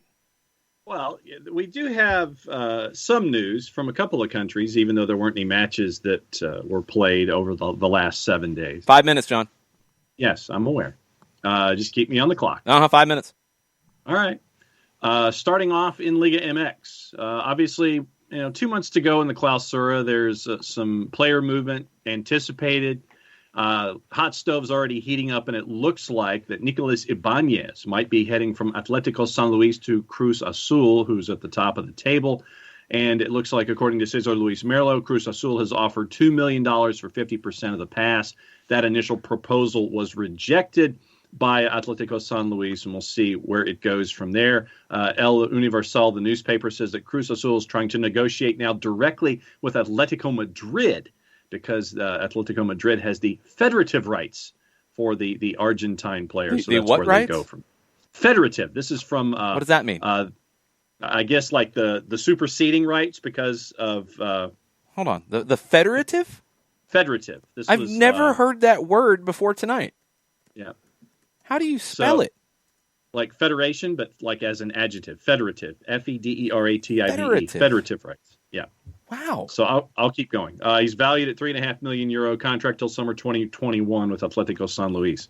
Jordi Cortizo has signed an extension at Xolos through 2024. Currently, he's in his second campaign with Xolos. He arrived in the 2020 Guardianes from Querétaro. He's only 24, so it looks like he's under contract with Xolos until 2024. According to Multimedios Deportes commentator Willie Gonzalez, Tigres have already signed 4 new players to their roster for the upcoming Apertura, but you can't quite mention who they are yet. And right now, Tigres... That doesn't start until like August. I know. How are they signing guys in March and it's like August? They ain't saying who they are, though, either. They're mystery signings? Yes, they are. They're mystery signings. They're in the ethereal plane at present. Are they federative signings? Not that I'm aware of, according to Multimedios Deportes. 2.5 minutes. Tigres right now, believe it or not, they're 14th in the table in Liga MX, which would mean they don't even make the opening round of the playoffs. Tuca had hip surgery. Give the man a break. Right now, 9 through 16, it's only separated by a handful of points, so you can make some noise if you get a hot run. Tuca Ferretti's been on crutches. It's been sad. 5. The forwards for Pumas and Rayados, Juan Ignacio Dineno and Funes Mori, might be in River Plate's binoculars for possible moves, especially to replace the imminent departure of Rafael Santos Borré. And so he's close to signing with Gremio. So keep an eye on Funes Mori and Dineno. According to ESPN Mexico, Liga MX president Mikel Arriola said, quote, "We would be one of the best leagues in the world if we merge with MLS. The next step would be to have Messi or Cristiano Ronaldo here," meaning Mexico, "or in the United States, perhaps in the final phase of their careers." And so in an interview with La Sexta back in December, Arriola said that Messi was open to a future move to MLS. And Messi said in an interview in December to La Sexta he was open to a future move to MLS. Ronaldo's deal with Juve expires in 2022, obviously heavily linked, and we've talked about that on the show. He could go to Mexico, though. Mexico Football Federation President Yon de Luisa has hinted at the possibility of the merger after the Gianni Infantino conversation. He said, quote, "Regarding the comments made by Infantino, I believe it is a reflection of what we've been working on with our partners in the last few years. In 2018, when we presented the bid for 2026, we made that happen with a lot of work, a lot of synergy and understanding that we do better when we're together as opposed to apart." 60 seconds. In an interview with Andy Petrillo on One Soccer, Canada Soccer President Dr. Nick Bontis said Montreal is a question mark to host in 2026. The timeline, the FIFA's visiting the summer decisions at the end of the year by FIFA. Remember, the provincial government in Quebec dropped their financial support for the bid, even though it is ultimately FIFA's decision. And also, we've seen on the NWSL account on Twitter saying that, quote, they're not done yet. There's supposed to be an announcement at 11 o'clock tomorrow morning. Jonathan Tannenwald of the Philadelphia Inquirer has alluded in his Twitter account that it could be expansion into Canada. And to keep an eye on Alajuelense, they play tomorrow as the Costa Rican League gets back underway. And there are juice boxes, and we can talk about those in tomorrow's show. 3 matches in Liga MX Femenil going on tonight as well. And so you want to hit the high note for me one more time, because that is the Conca. No, I only do it once. All right, fine. Just kind of like me with things that I only do once. So that's your Conca Cinco for this week. What is that supposed to mean?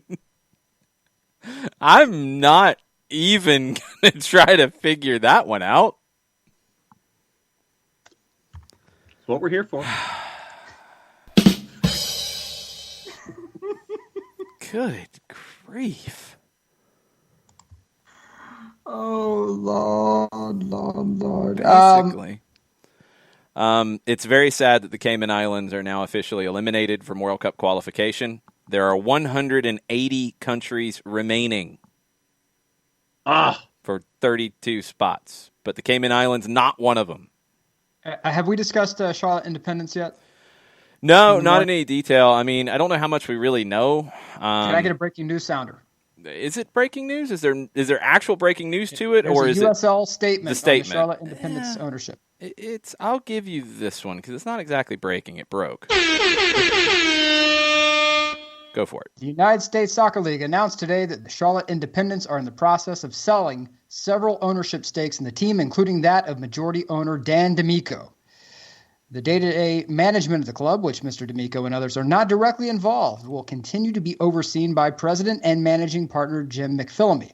As such, the club remains fully committed to all players, staff, and community members as we move forward with the 2021 season and beyond. More information on the sales process will be made public as soon as it is available. That is from USL Direct. That's a good thing, although I'll be really curious to see who buys into it with Charlotte FC coming in. Like, it's kind of a weird situation. Yeah.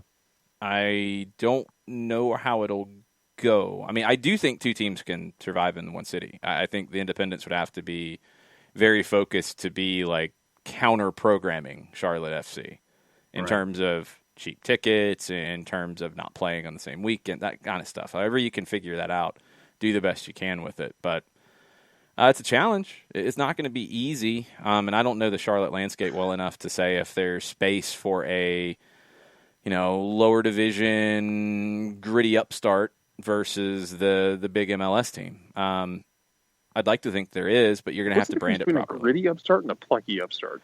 A plucky upstart can be like, well, no, not necessarily. I mean, I don't put it that way. I think a plucky upstart is like let me try to think of this. Okay, watching like the classic, I know you hate 80s movies, so that's why I'm going to use this for you, Jarrett, because you hate everything from the 80s, right? That's a yes. Whatever. That's a yes. So if you take... Let's see. Pretty in Pink, if I'm remembering it correctly. Is Pretty in Pink the one with Ducky? Yeah, that's John Cryer. That's Ducky. Yeah, Ducky was a plucky upstart. Yeah. The constant underdog that you rooted for. Yes, and I always Bender in The Breakfast Club. He was a gritty upstart. Like gritty. Like he might break your face. So it's like face and heel. So like Bender kind of had a heel mentality about him, and Ducky had a face. He was like a good guy, bad guy kind of a thing. Bender's like a cool heel.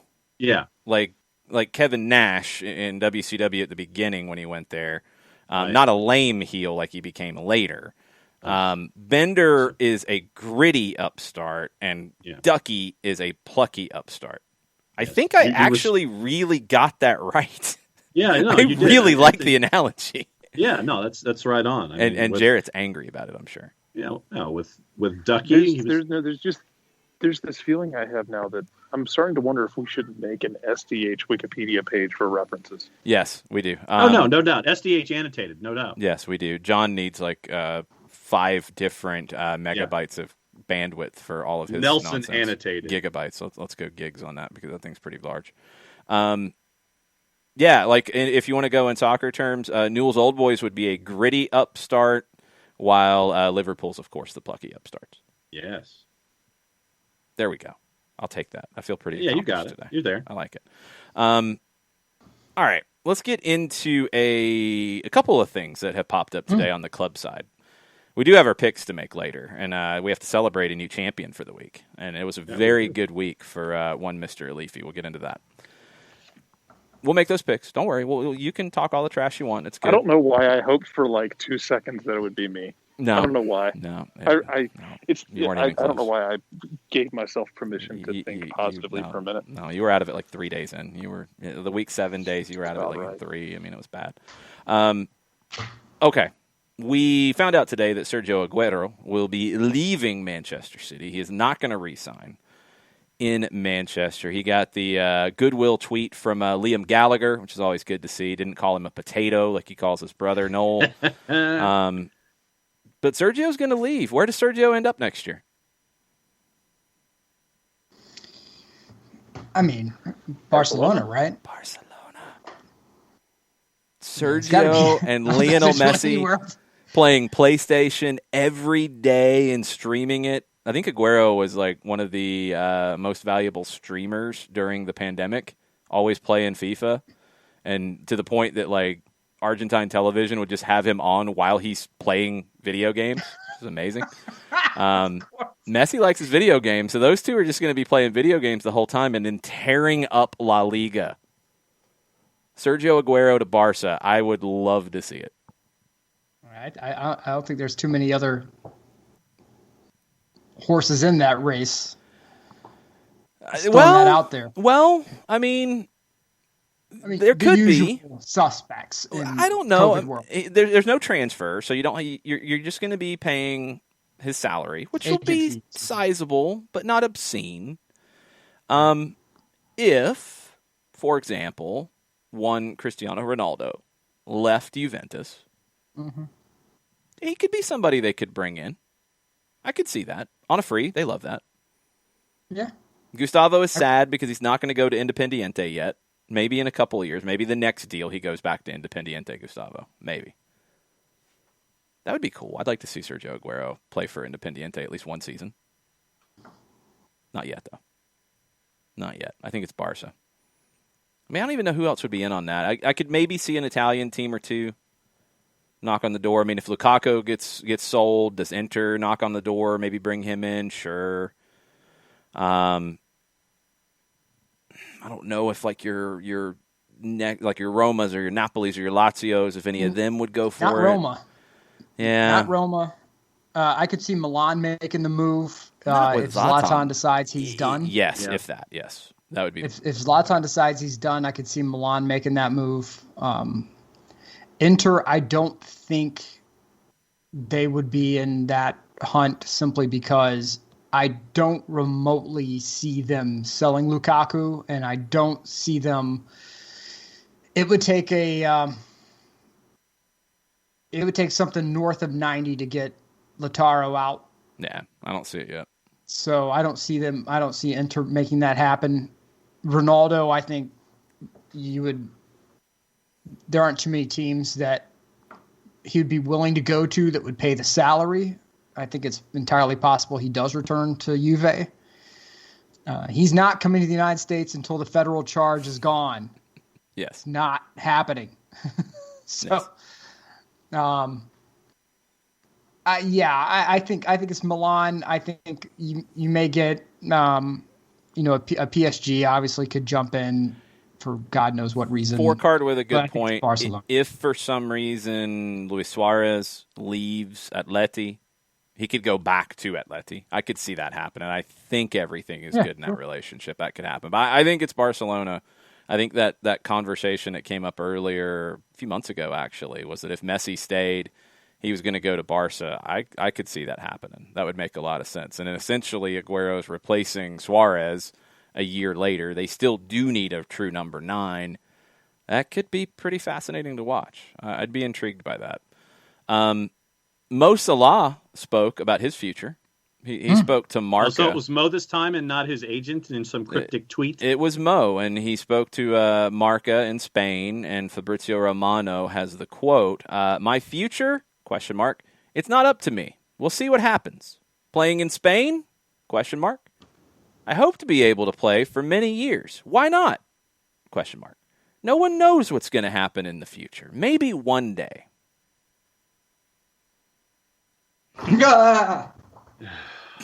Sorry. I just fell over inexplicably. Don't know why. Bruh. Thanks, I guess, for that dramatic update. Lovely, excitable soundbite you gave me there. I mean, that's what he said. He's already said stuff about Spain, wanting to play in Spain. He just keeps saying it over and over again. Great. I wish him luck. I think he's saying, I want to leave these plucky upstarts. And the gravity, the gravity seems to be just different in England than anywhere else in the world. And he seems to have a really tough time keeping his footing. Whenever somebody comes near him, it's like the gravity well distorts, and he just kind of like right on the ground, like really dramatically with a lot of force. Look, he won the Prem and Champions League. If he wants to go. I mean, have fun. Live your life. You only get one. There's only one round left, my man. So you gotta take it. That means you're going to go to Spain. Go to Spain. But I don't think we all need to be updated on your every move. Like, I don't need to know whenever you're. Had a cup of tea today. Thanks. It's like that person on Facebook who does that all the time. Like, went to the backyard today, had a soda. And? No, okay, I guess. I guess I should have probably Did played my yard work. Since he was talking about Spain, I guess I should have played this. But we got more from Spain. The standoff. There's always more from Spain, to be fair. Of course. But the standoff when it comes to one Sergio Ramos. According to El Transistor, Real Madrid have given Sergio Ramos an ultimatum. He has 48 hours to give a final answer about his contract. At this moment, according to El Transistor, and it is, I believe, I want to get the person's name correct.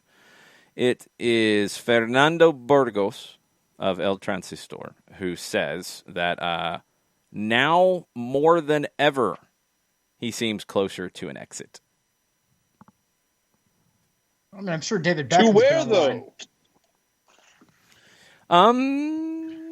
Look, David Beckham has. I mean, he's been in that locker room, man. As long as Beckham understands, he can't try and finagle this like he did with Blaise Matuidi. Yeah, that's not going to work. They're onto that. They know the tricks. Right. Imagine. But I'm sorry. This just came to me a minute ago, and we can get back to this in a second. It just clicked with me like the other day. Like Miami burned like the shady business deal on Blaise damn Matuidi. They did. Yeah. But like all the Galaxy players to tried it with bring Pavone. in.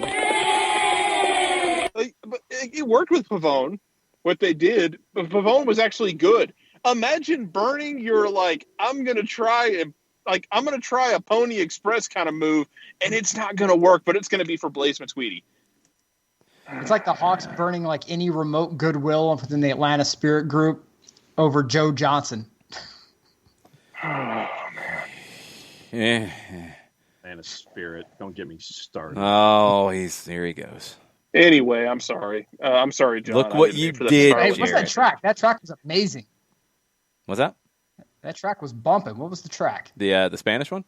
Yeah. The Ennio Morricone spaghetti western track that you played. Yeah, I mean, it's like a generic... Just a generic thing. I mean, it sounded like a shootout scene. Yeah, I can't remember Joe where I found and Tuco and Lee Van Cleef. I think that it's thing is going to get ripped off as close as legally possible by Quentin Tarantino in his next movie. Well, I'm assuming that is ripping something off as close as legally possible, too. Hold on. Hateful Eight actually had Morricone on the soundtrack. I have to state that for the record. He wanted to give Ennio Morricone a shot at an Oscar, so he said, "No, you're coming back and you're doing the track on this." I had to throw that out there. But No, yes, there will be the showdown music, and I'm glad that you played that because it made me think. Like in the old West, I love westerns. My favorite part of the good westerns is that at the end there's a reckoning. It's not just revenge. It's not. You can have different shades of gray, not necessarily all good, not necessarily all bad, but these two forces are coming together. The whole movie's spent getting these two forces together for a reckoning. And I feel like that track was perfect because with Ramos, it's Ramos and the board of Real Madrid who will finally get control that he craves so much. It's the reckoning of Real Madrid. The reckoning of Real Madrid. All I know is our boys, Novo Hamburgo, are now leading 2-1 in the Gaucho League. The old soul mascot, bottom of the foot looking thing is probably very excited. Remember the mascot? It's like the bottom of the shoe. Yeah, the bottom. He's got like a gray mustache with a big grin. Very excited about the 2-1 lead for Novo Hamburgo. It's kind of like if somebody did the old Tar Heels logo from the 80s but did it right. And put a face on the bottom of the thing, yeah. A happy face. A happy old man face. Yes. It's very strange. But Novo Hamburgo is now leading. Deportivo Morón is also leading. The Rooster, 1-0. The Little Rooster, I think, is what they're known as. Right, Gustavo? We also have a little bit of this. Atlanta United players have now gotten their first vaccine shots. That came out just a little bit ago from Atlanta United. All first-team players today received their first doses of the COVID-19 vaccine at the Mercedes-Benz Stadium Community Vaccination Center. Eligibility is now open for anyone 16 years of age and older. Players followed state guidelines, making appointments. Atlanta United's one of the first American professional sports teams to get its players vaccinated, and players will receive their second shots in 3 weeks. I believe the Houston Dynamo also today or in the coming days got their first round of shots as well in a partnership with Kroger. So very cool to see teams getting their players vaccinated. Yes, no question. Kefsey got his shot the same day as the squad. Very cool. Nice. Well done. And we've got a goal for Newell's. Our boy Burgos. Gustavo's angry because he's the new media phenom. We are excited for Newell's Old Boys with a 1-0 lead at Atletico Tucumán. Sorry, Gustavo. Dynamo and Dash were actually earlier this afternoon. Oh, there you go. Well, as was Atlanta United, so very cool. Okay, and speaking of piling on Gustavo tonight, I've got to pull this up on the Twitch because this is one of the most horrendous fouls I've seen in a while from anybody, and it was an Independiente player. Yes, Gustavo, I'm sure you know what is coming. This was from the match last night. It was a 1-1 draw with Independiente and Boca. Boca is hot garbage still. They had a 7-1 Mirage that they weren't garbage. They're still hot garbage.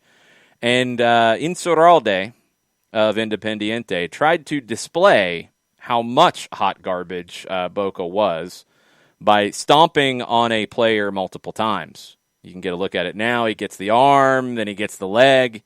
I mean, it's like 2 jabs with the right foot. You get one more look at it here. First one, he gets the boom on the hand and boom on the leg. Wow. I mean, he leaves nothing to chance. He steps on, I think, around the elbow, then pops him on the leg. Yeah. I mean, it's impressive at how dirty it is. And it was in quick succession too. It's like bang bang. Yeah. I mean, it's like a UFC guy with the quick feet. Yeah. I mean, just pop, pop. And it was on the inside of the elbow too. It wasn't on the actual bone. It was on the inside of the elbow. Yeah, both are completely intentional. Yeah. Completely intentional. This guy, Gustavo, if you're going to be mad at Burgos, you've got to be mad at this guy. Because, wow. And he's known for this. I mean, when he played for Boca, There's fouls of him like cleaning River players out. Like, this is what he does. Yeah. He is a nasty guy. Mala leche, indeed. Boom, boom. I mean, come on. Dirty players for Independiente, Gustavo. Just saying. It's bold. He left nothing to chance. I mean, he's like, oh, I'm going to make sure I get the arm. Oh, okay, maybe I didn't get it good enough. Let me get the leg, too. Yeah, it's like, I'll go high-low. He didn't get sent off. Jason Nick said, did anything happen? There was not a sending off. I'm almost positive there was a yellow, but let me double-check before I commit to that, because this is the Argentine League. Let's see. Actually, there was not. Insaurralde did not get a yellow card for that. Wow. That is amazing. Wow. Nothing. Nada. Oof. No yellows. He got away with it. He got away with it in the eyes of the referee. There will be revenge. Of course. The arc on this will burn back on him a lot harder because he wasn't sent off. Correct. It's going to be one of the situations where the dirty player gets a little bit too old, and he's up there too, and can't quite protect themselves the same way, and just gets wrecked by somebody. It's bound to happen. I mean, it's pretty impressive that, like, you can type in his name in Twitter, and one of the first things that comes up to, like, finish your search bar here is Insaurralde patada. and you can look at some of his patadas, and there's more than just that one. It's pretty bad. When he played for Boca, he had some pretty horrendous ones. He's 36, a dirty player. He turns 37 in October. He's going to get caught here soon. So here's the question. Do you have a captain or somebody established be the one to clean him out, or do you have one of the kids do it who's trying to make a statement and, cement himself on the team? I think you have one of the kids do it. Yeah, it's like the kid's trying to sit there and show that he's got what it makes, got what it takes to be a part of the squad. Hey, kid, you send him in like the 80th or whatever, and he just gets the straight red and gets out. I'm going to give you one more since we're piling on to one in Insaurralde right now. I'm going to give you a classic one from back in the day when he played for Boca, right about now on the Twitch. It's against River, and it's pretty good until he kicks the guy in the gut from behind. I mean, that's kind of impressive. Wow, that's good reach. I mean, The fact that you've got enough presence of mind with the left to come in around the left hip and hook him with the point of the boot and just go right in the ribs. Yeah, I mean it's pretty blatant. Probably didn't get a card in that one either because welcome to Argentina. Yeah. No, just welcome to Argentina. I mean, come on. No. Come on. Yes, Gustavo says, I know, he's very dirty. Former Boca. Ha, ha, ha. I mean, it's former Boca, and he does this to Boca. Like, he's a former Boca guy, and he's, like, stomping on the guy's arm and stomping on the guy's leg. He says he's not mad because the ref was very generous. Fair enough. He's not against Burgos. He's a nice guy trying to save Newell's. His problem is with the top media people deifying people, making him the new star. Okay, I can understand that. I can roll with that. But yes, this is where, as Will says, you send the kids in to break Insaurralde's leg. It's when the kid becomes a made man. Mm-hmm. Accurate. And Burns says this all just looks minute, and I need you to put him into a board. Yeah. Burns says this all just looks like a completely normal play in Serie A in the 90s. Insaurralde would have fit right in Italy in the 90s. Sure. Look. Some aggressive tackles may have taken place in Serie A in the 90s. I think that's not really, it's not a topic for debate at the moment. Just to show you the reaction this guy has gotten throughout his career, somebody did try to end him a while back when he played for Boca. How else are you going to stop a beautiful counter? Well, you don't have to kill a man. I mean, Do you? Don't you? No. Put him in Rosette. No. Look, if you're trying to do a counter on me and I'm paid in this particular profession, you're not making it. Here is Nick, what. How many? Go ahead. Nick, how many passes are on a perfect counter? 3 or less. That's 3 or less opportunities to stop the flow of the ball. Mm-hmm. I don't like my odds to stop that, so I'm going to have to stop him with brute force. Yeah.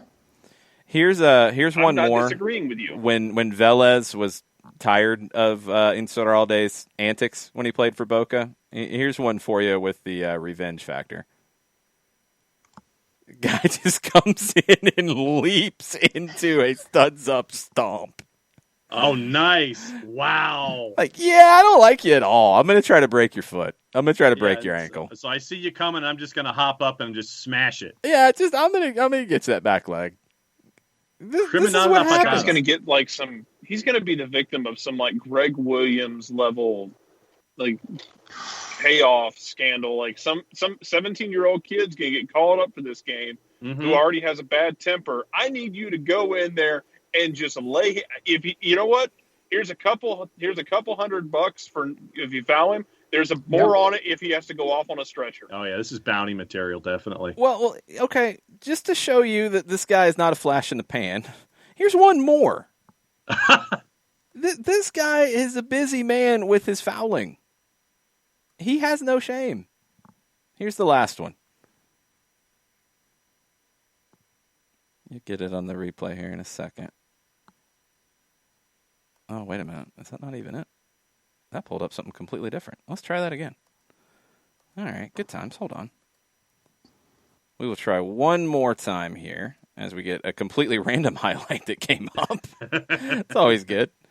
Okay. Let's see if we get it this time around. Oh, no, that's it. It's a long video, so never mind. We'll skip it. He's got a lot of fouls. You can go look him up. Insaurralde. He's a bad dude.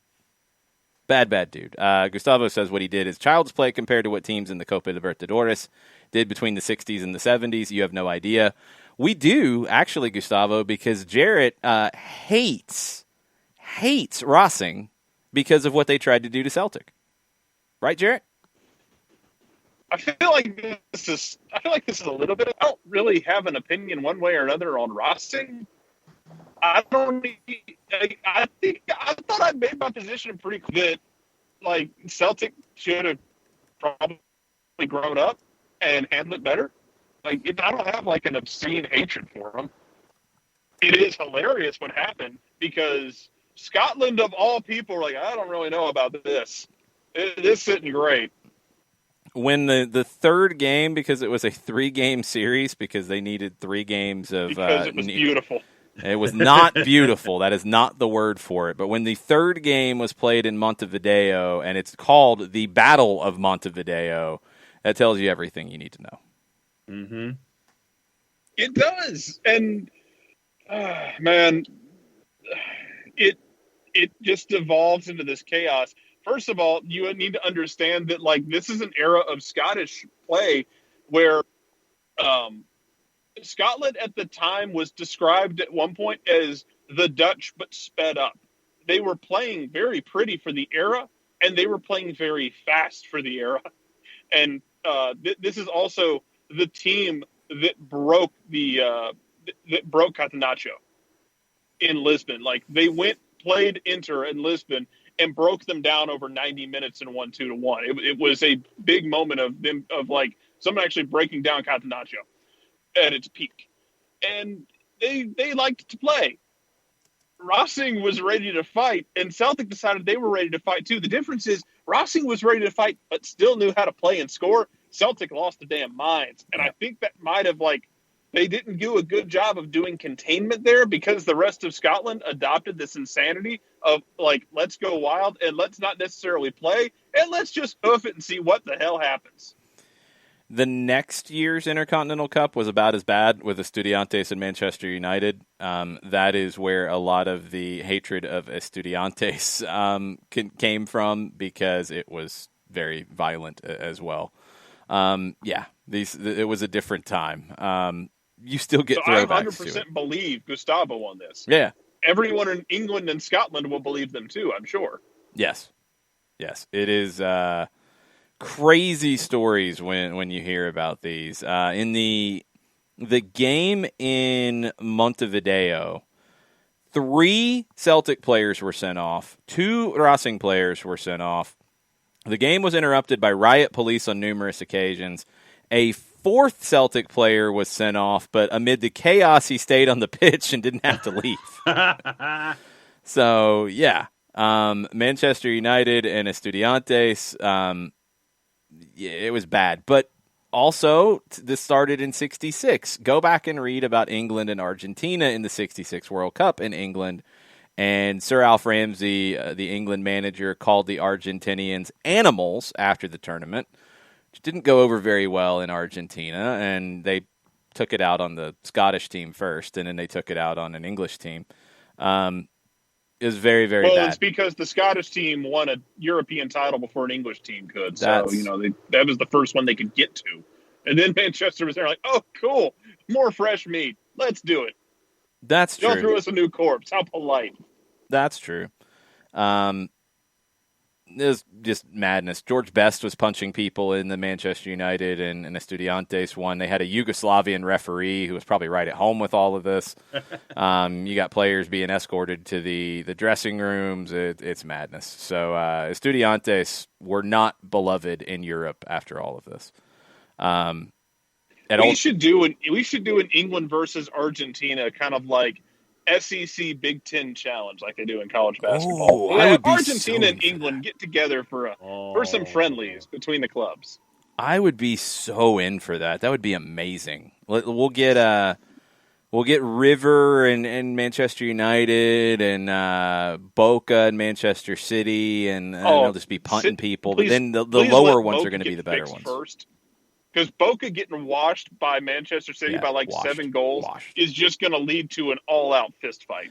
Because you do that one first, they get washed, and then it's like, okay, we're not going to go down without a fight, and then people start getting hurt. Yep. And it'd be entertaining. Burned has a question for Nick. Some of these stomps that we've shown that are pretty impressive. Byrne thinks Baresi and Maldini had a couple of stomps like that per season, if he remembers correctly. They're absolutely some of the greatest soccer players ever, but yes, they knew how to handle themselves. We can't hear you, Nick. You're muted. You're pulling a John. Am I? Yes, you pulled a John. Not anymore. Okay, not anymore. You did. Yeah, Baresi especially knew how to get some shots in and actually clean people out. For sure. I think Maldini,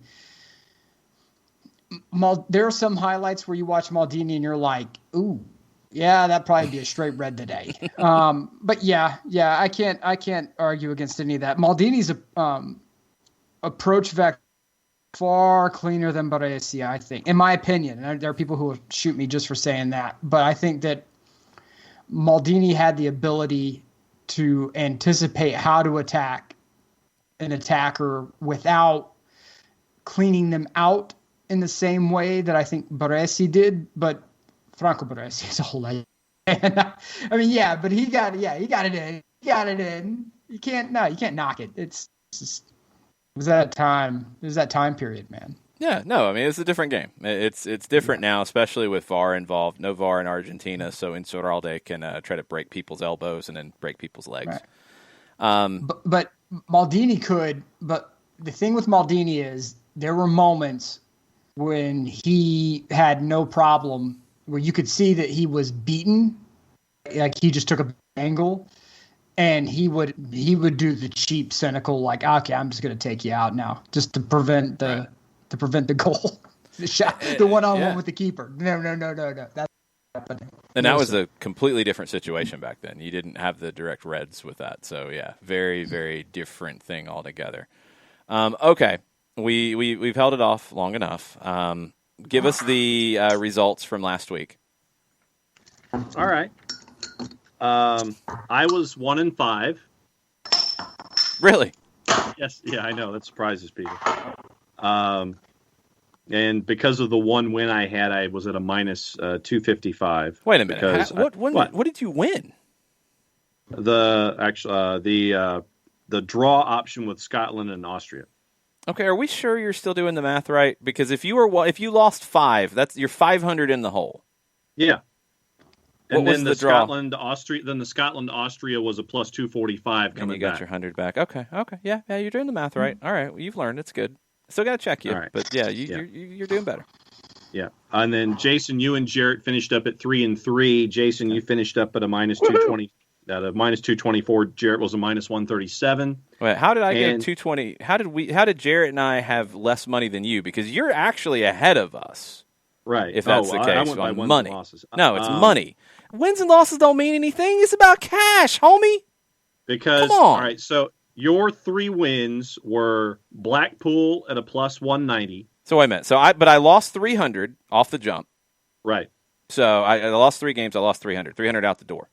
Right. I got Blackpool plus 290. Plus 290. Is that so? Well, I mean, it's plus 190 with the 100. So I'm 10, minus 10. Okay. Yeah.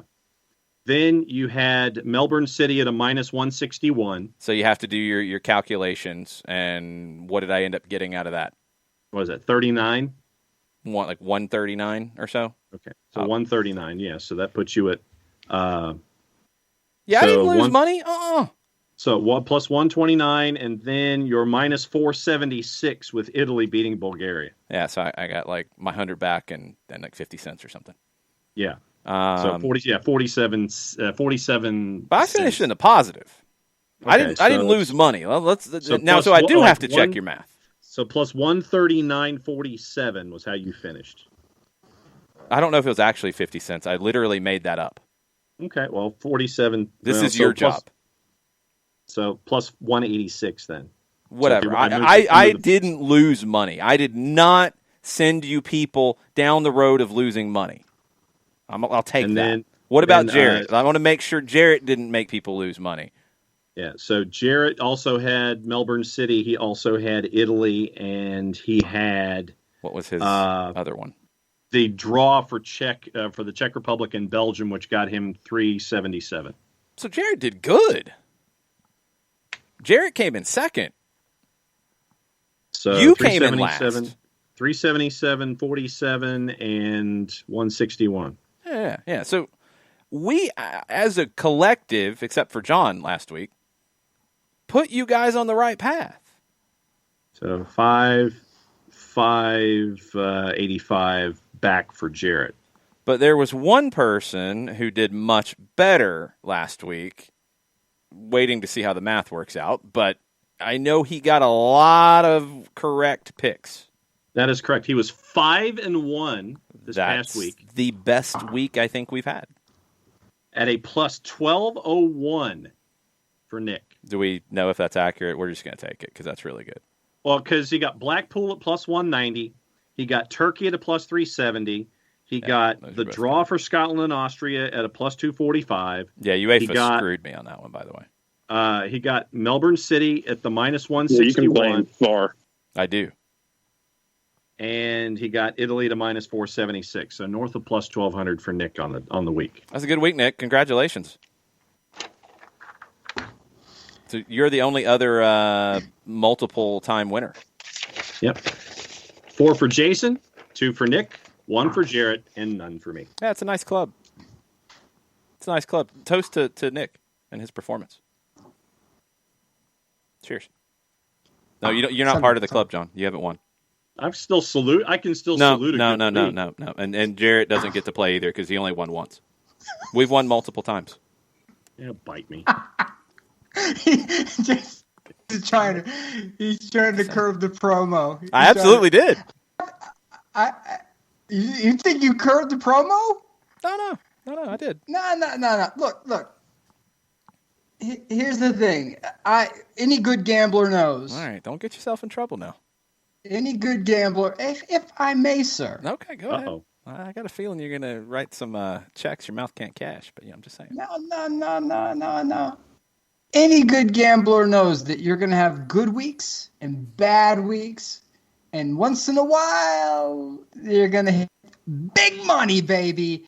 And this was my big money week, which means that next week I could have a bum week. Yeah. So I am going to be a gentleman about this and simply say that I salute you all.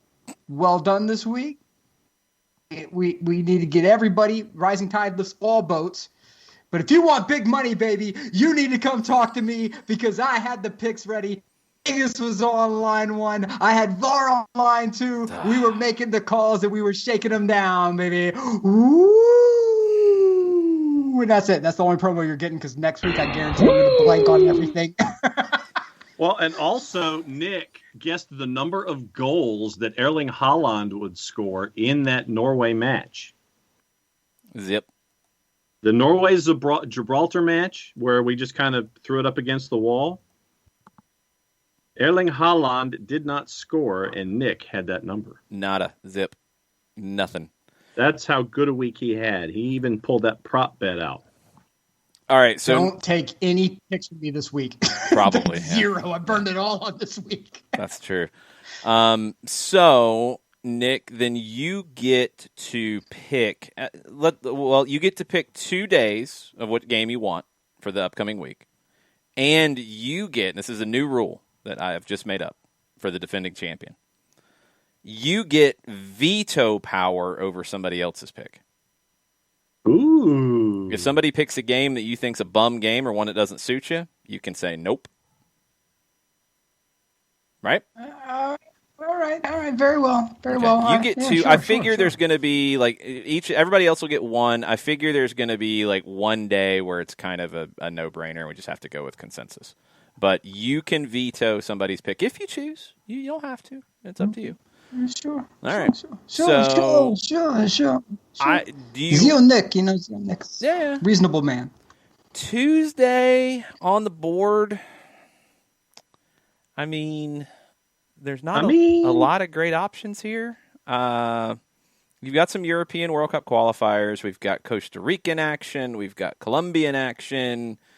We've got Asian World Cup qualifiers. There's a couple of those. We've got African Cup of Nations qualifiers. And then we're really, really reaching. We're not going to do Carlisle United and Crawley Town, John. Don't even get excited about that. No, we're not picking Fern wanted me to go that route. No, we're not doing that. Fern suggested I go that route to try to get some money back. Do you want it? Is that your pick? Do you want it? If you want it, that's your pick for the week. England. Let's see. But no, I can see. But the thing is that since Nick was the defending champ, he gets the 2 days, and I would have to go around that. True. No, if you really want that game, you can claim it. Nope. But that's your pick for the week. Nick doesn't pick. Zio doesn't Nick have to is pick a reasonable today. Man. Yeah.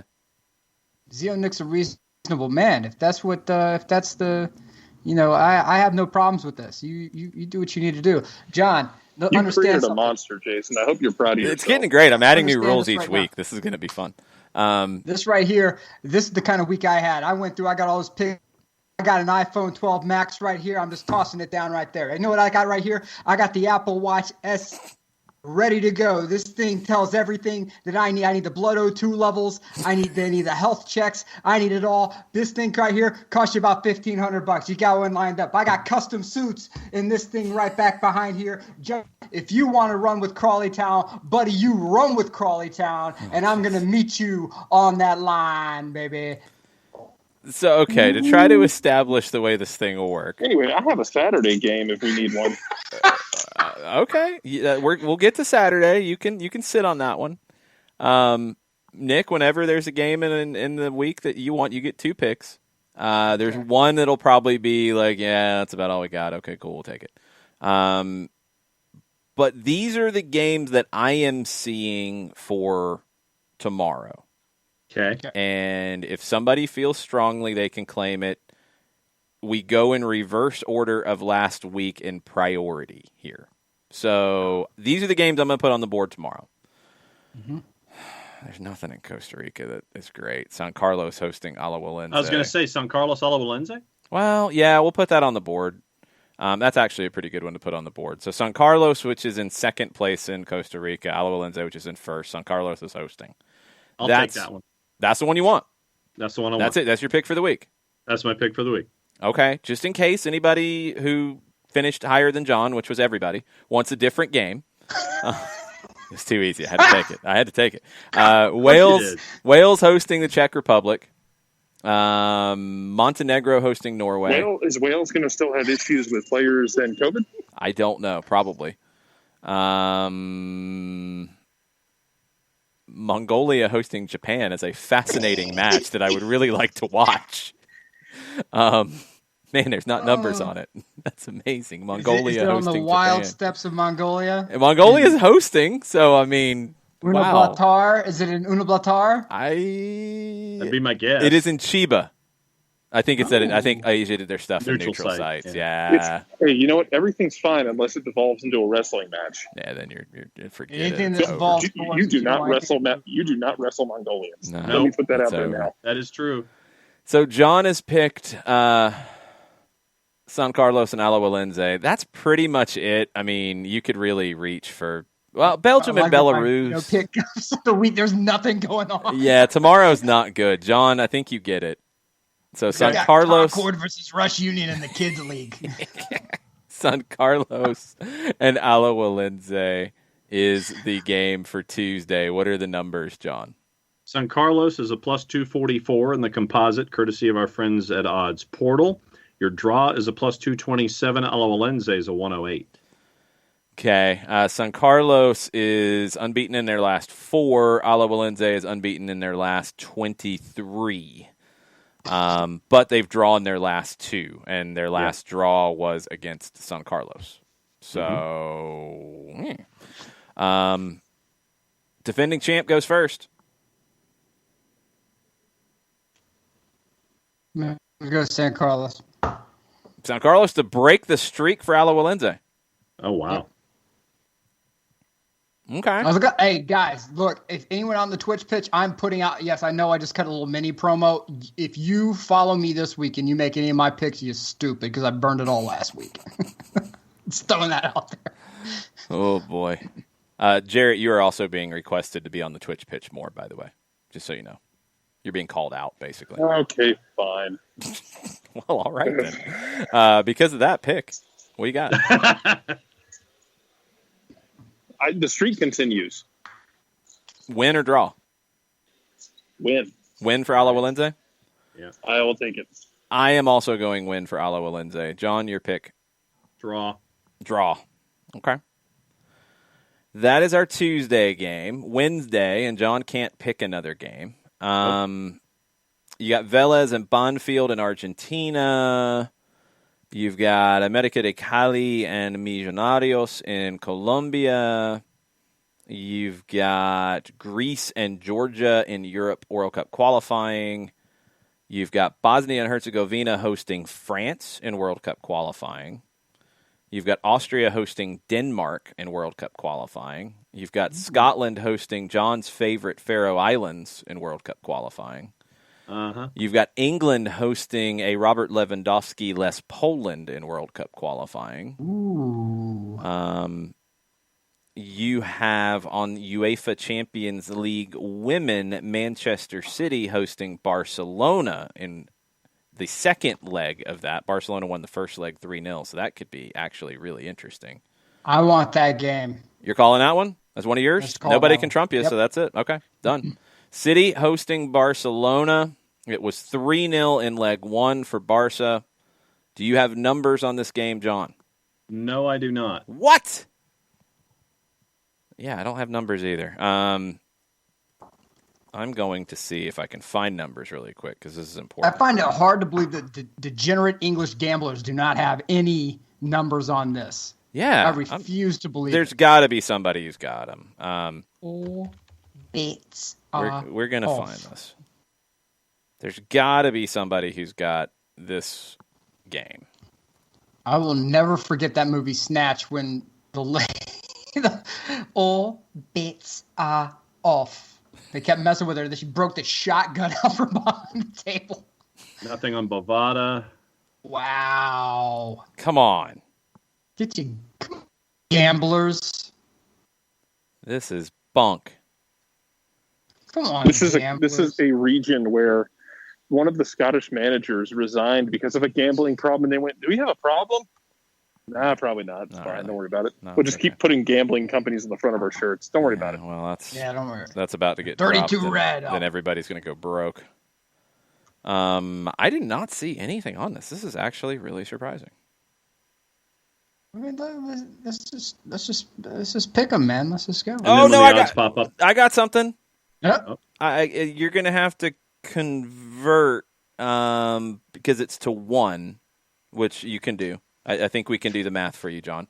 So, okay, is this for the series or is this for the one game? That's what I want to make sure here.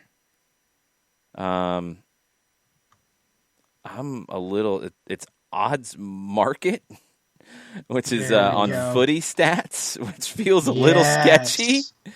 It's got Barcelona win 1.59, so 159 or plus 159. Yeah. Manchester City win 450, draw 375. Okay. That still feels really weird, but Barcelona. This is home leg for Man City. This is City hosting it.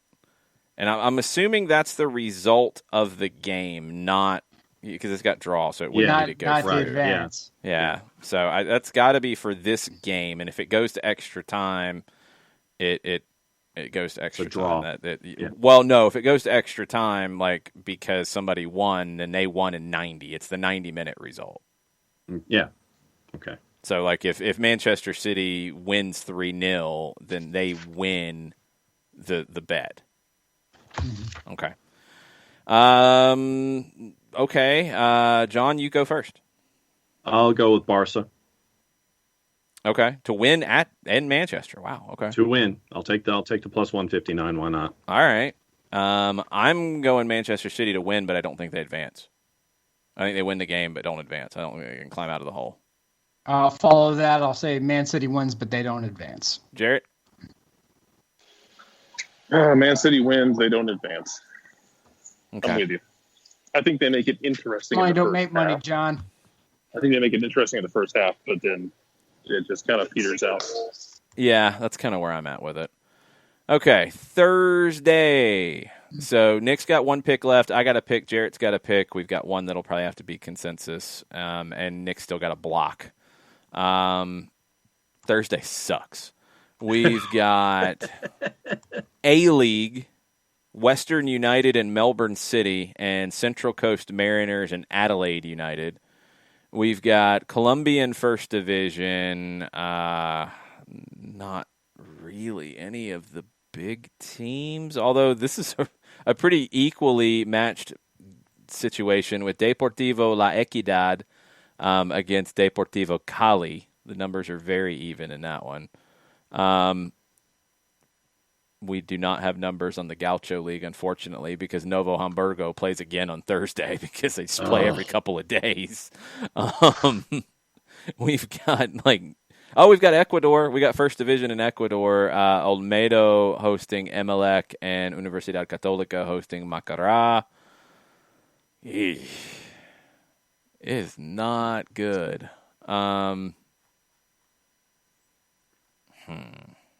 Let me see if we got numbers on Ecuador. Oh, we do. Yeah, we do. Since it's a bad day, I will take the hit on this one since I get accused of all kinds of shenanigans around here. And I will go with Olmedo hosting Emelec in Ecuador. Thursday night, 8 o'clock. Yes. Emelec comes in having lost one of their last 5. Olmedo is trash. Well, this is going to... we're not going to do that game. That's crap. Olmedo's lost 3 of their last 5 against Emelec. That's not even a good game to call. Sorry. I'm going to scratch that one. Is this one more evenly matched? Yes, this one's evenly matched. Here we go. Universidad Católica hosting Macará. Both have won 2 of their last 5 and drawn 2 of their last 5. Universidad Católica is in 5th. Macará is in 6th. Universidad Católica is hosting. John, do you have the numbers? Yes, I do. Didn't Sala go to Católica?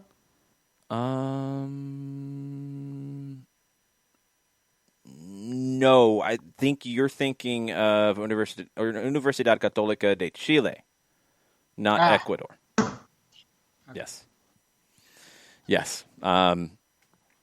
Yeah, we're going to go with this one. The other game would have been trash. Everybody would have picked MLS. I'll go ahead and go first. I'm a good Catholic boy. I'm picking Católica. You're picking Católica to win at home. Okay. I need numbers. I got to go with the you got a minus 115 for Católica at home. Yeah, and then what are the rest? Draw is what? Plus 256 and Macará is a plus 282. Okay. I am going to go with the draw on this one because Ecuador has a good number of draws. I'm going draw. Jarrett. I'm a rebellious former Episcopalian. I'm not going to take Católica. You're welcome, Nick. Wow.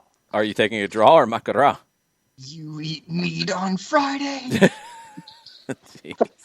Yes, I will. And I'll enjoy the lovely Merlot on a Sunday morning.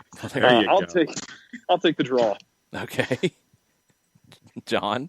I'll take Católica for the win. Okay. I love that this is hitting Nick right in the soul. Yes, man. All right, let's go to Friday.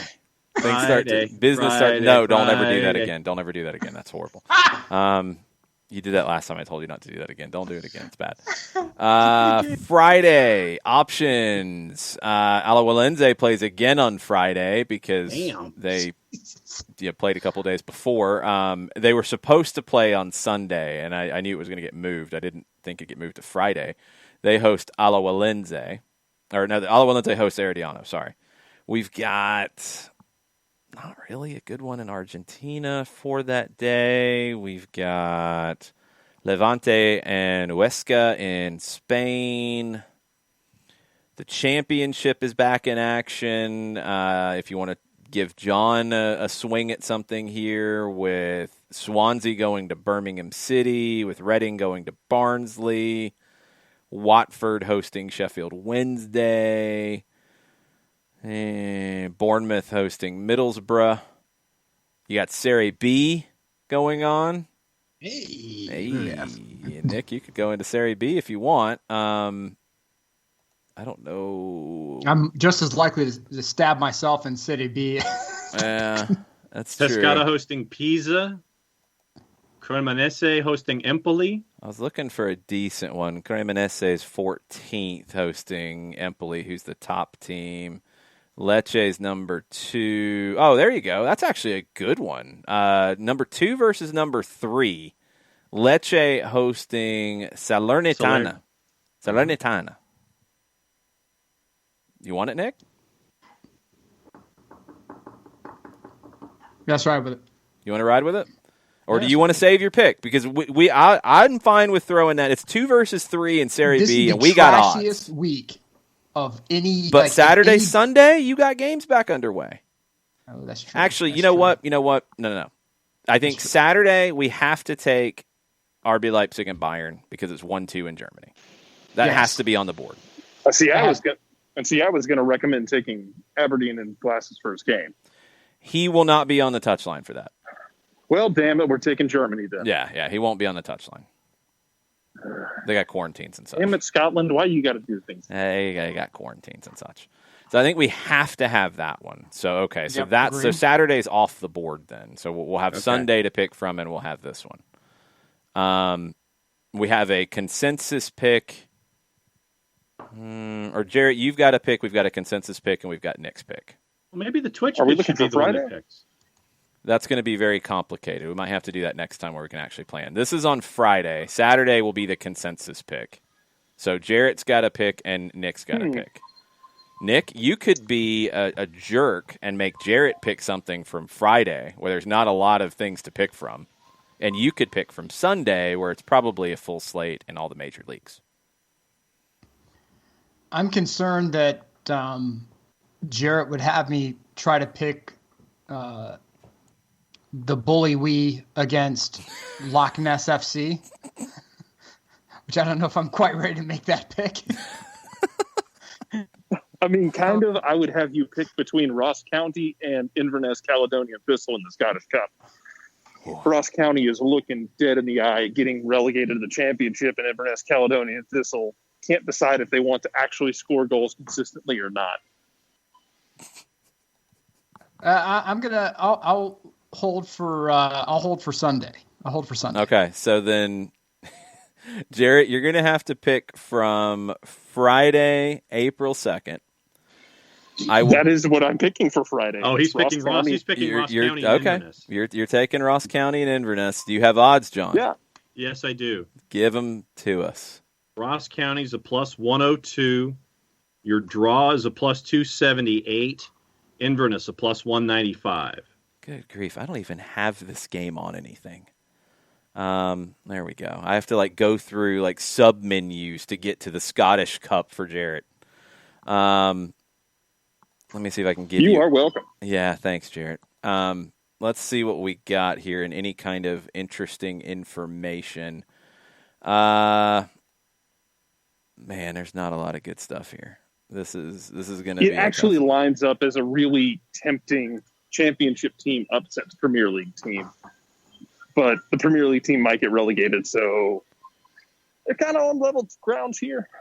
So in their last few games, Ross County has lost their last 2 in the Scottish Prem. They've lost 3 of their last 4. Our friends Inverness Caledonian Thistle, which is a club, I believe, Jarrett, and I think you would probably know this, Jake Mulroney played for Inverness Caledonian Thistle, correct? I think he did for a minute. I think he actually did for a little bit of time. I think he's well known in Inverness circles. But Inverness that's what happens when you play up literally on Loch Ness. Yeah, they've won their last 4 in a row. 52 matches, 2 goals for Jake. That's what I thought. 52. Yeah. Okay, so he's a well-known. This is where you player. send people you don't like. Well, you're going to go play Inverness. Why? Because it's northern Scotland. It's cold. It's windy. The stadium's literally on Loch Ness, which is already a pretty unpleasant, unforgiving environment to be outside in. I think Jake picked it to rebuild his career, and I think he did. So I am going to take the underdogs here, Inverness Caledonian Thistle, to win. Because of Jake Mulroney. I will meet you at that line. And I will say, and I have to step away for a moment, Ross County. Meet you on that line. Garbage. John? Meet you on that line. I'll go draw. Draw, you think it goes to penalties? I think it goes to penalties. All right. Jarrett? I have a soft spot in my soul for Inverness. So I'm going to take Cali Thistle. They beat Bucky Thistle in the last round. They can do it again. They did. Yeah. They did beat Bucky Thistle. As a minus 714 underdog, they won 3-2. They can do it again. Okay. Oh, okay. It is after penalties. I was about to say. Last time these teams met, it was in 2019. No, they played in the championship after that. I forgot. Yeah, Ross County beat them in the championship. But last time they met in the Scottish Cup, it went to penalties, and Inverness won on penalties. 7-6. Did they do legs? Is this just one leg? Is this one game, Jared, or are they crazy? Because in Scotland, Scotland, I think they had 2 legs. It's just one game. Calm down. Okay, they had 2 legs in the past. Last time these teams played in the Scottish Cup, there were multiple legs because it's Scotland and it's crazy and drunken. It's fun. It is fun. It's absolutely fun. It's going to be fun paying more attention to Scotland with Glassy heading over. Mm-hmm. Inverness Caledonian Thistle. They get the win in my book. I'll go draw. Okay. So Saturday, we have to go with the probably the game of the weekend. Yeah. It is, as I pull it up, RB Leipzig and Bayern München. It is a 12:30. And we have a road favorite and a home dog. Mm-hmm. That is true. Then give us plus 196 at home for RB Leipzig. The draw is a plus 281, and Bayern is a plus 127. The last times these teams have met. Bayern 3-3 with RB Leipzig back in December. Time before that, February 9th of 2020, scoreless draw. Time before that, 1-1 draw, September of 2019. Before that, they met in the DFB Pokal and Bayern München won 3-0. But the last 3 times Bayern and RB Leipzig have played, draw. Draw. So, I will pick first on this one. Okay. And I am going with RB Leipzig. No Lewandowski.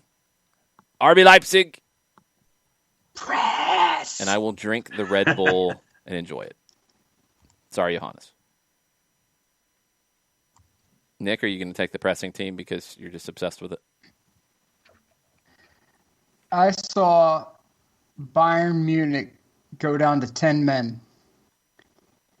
And somehow they ended up playing better, a man down, than they did with a full complement on the field. I don't think there's a mentally stronger team in Europe right now than Bayern Munich. And I don't think there's any other team capable of weathering this storm in superb fashion than Bayern Munich. And as much as I love the press, I'm going to take Bayern Munich for the win. All right. Jarrett?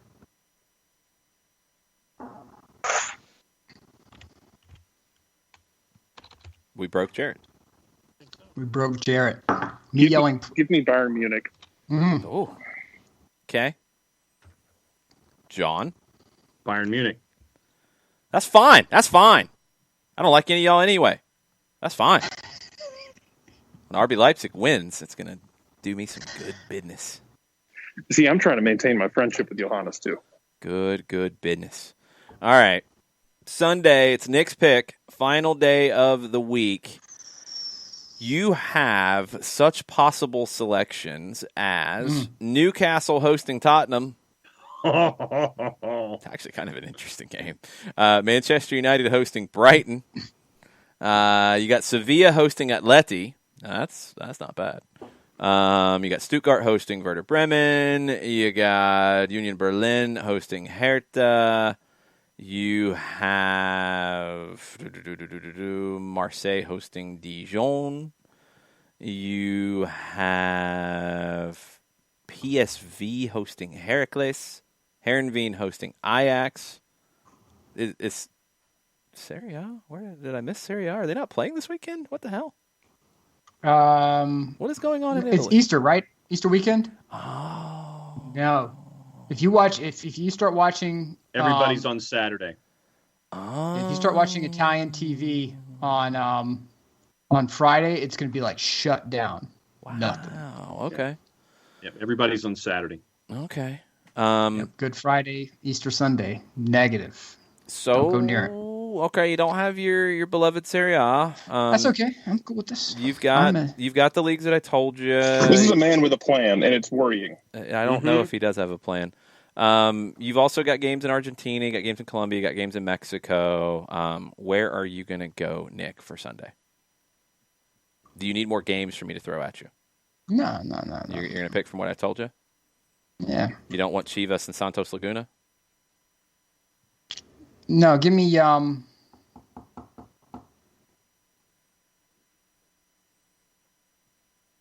Sevilla Atleti is probably the game with the most at stake. Yeah, that's the game I want. Because you're talking about, what do we have here? 4 versus 1. Yeah, 4 versus 1. Atleti won the last time they met back in January. The 3 times before that were draws. Atleti comes into this kind of all over the map a little bit. They lost to Chelsea. They beat Alaves before the break. They drew at Getafe. They beat Athletic Bilbao. They drew with Real Madrid. They beat Villarreal. Then they had 2 losses in a row with Chelsea and with Levante. So they've been a little bit all over the map. Sevilla drew at Valladolid before the break. They beat Elche. They beat Betis at home. They drew with Dortmund but didn't go through. They lost to Elche. They lost to Barcelona in that second leg of the Copa del Rey, which was epically bad. And they lost to Barcelona in the league the game before that. But they've righted the ship a little bit since those defeats with 2 wins and 2 draws in their last 4 in all competitions. What are the numbers, John? Sevilla is a plus 193. Your draw is a plus 208. Atleti is a plus 168. So I think it's pretty even across the board. Yeah, that's a tricky one. Nick, you want to pick it first or you want to wait? Simeone, let's roll. Atleti. Okay. I'm going draw. Jarrett?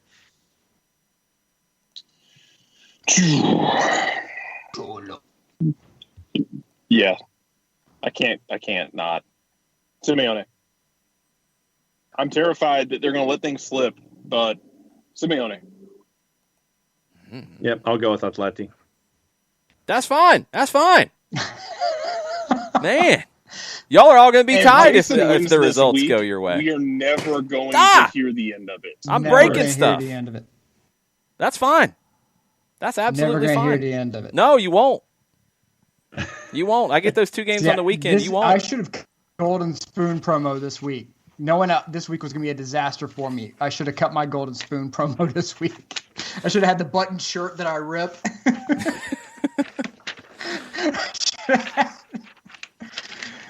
The difference between me and everybody else is I was born with a golden spoon in my mouth. Still the greatest wrestling promo of all. Oh, hard times. Yeah. No. Golden Spoon is like ultimate heel promo. Ultimate. It's pretty good, but yeah, I'm going hard times. I mean, I know. Well, Pipe Bomb's a pretty damn good heel promo for an entire organization, to be fair. It's CM Punk's Pipe Bomb, yeah. It's pretty good. I think it's... Yeah, if you follow us... Vince disagrees, but, you know. I think it's a little overrated, but it's good. Yeah, I agree. It's a little overblown.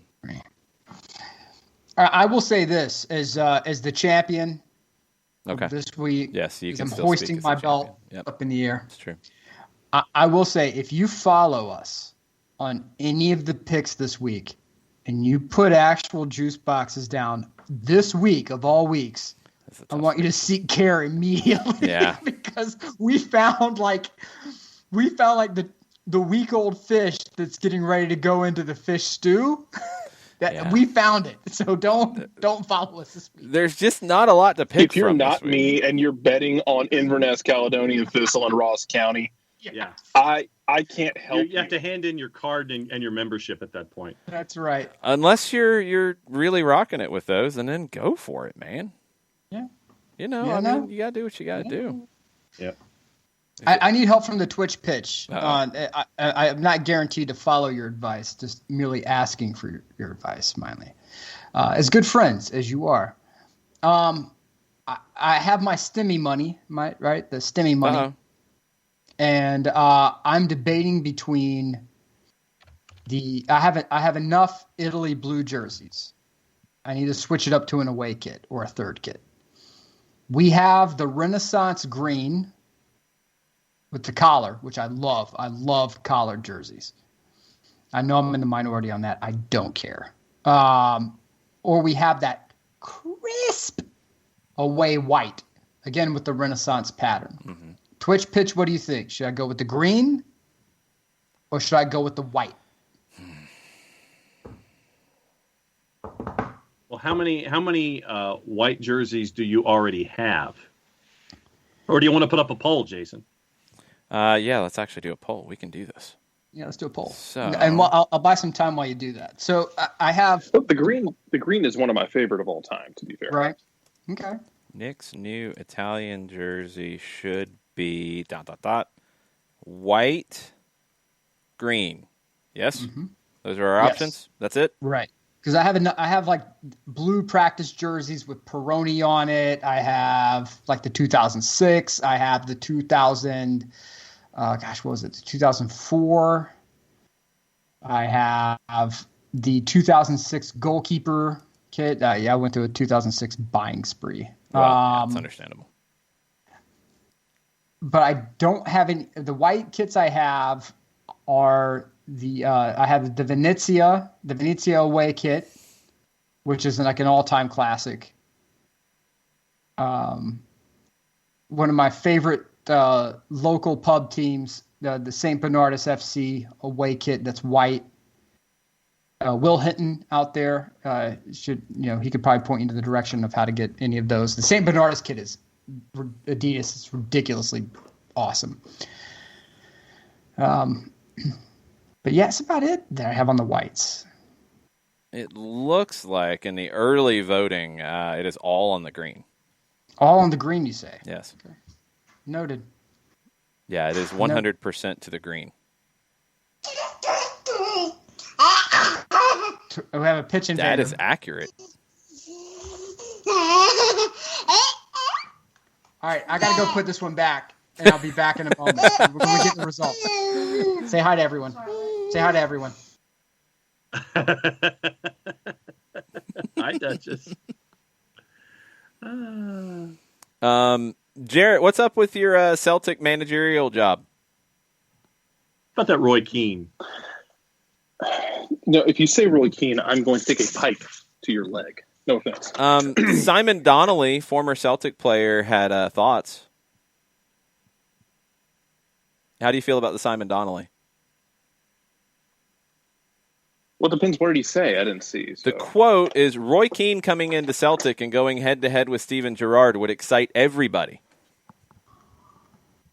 No. Until they played their first game. It would. I mean, it would excite everybody. That part's accurate. I'm with Jarrett until the first game. Yeah, I think that's probably right because I mean, Roy Keane might headbutt somebody, but I don't know about him as a manager. There you go. Roy Keane is going to eviscerate Ryan Christie the first time he pulls the trigger from 25 yards. I am very curious.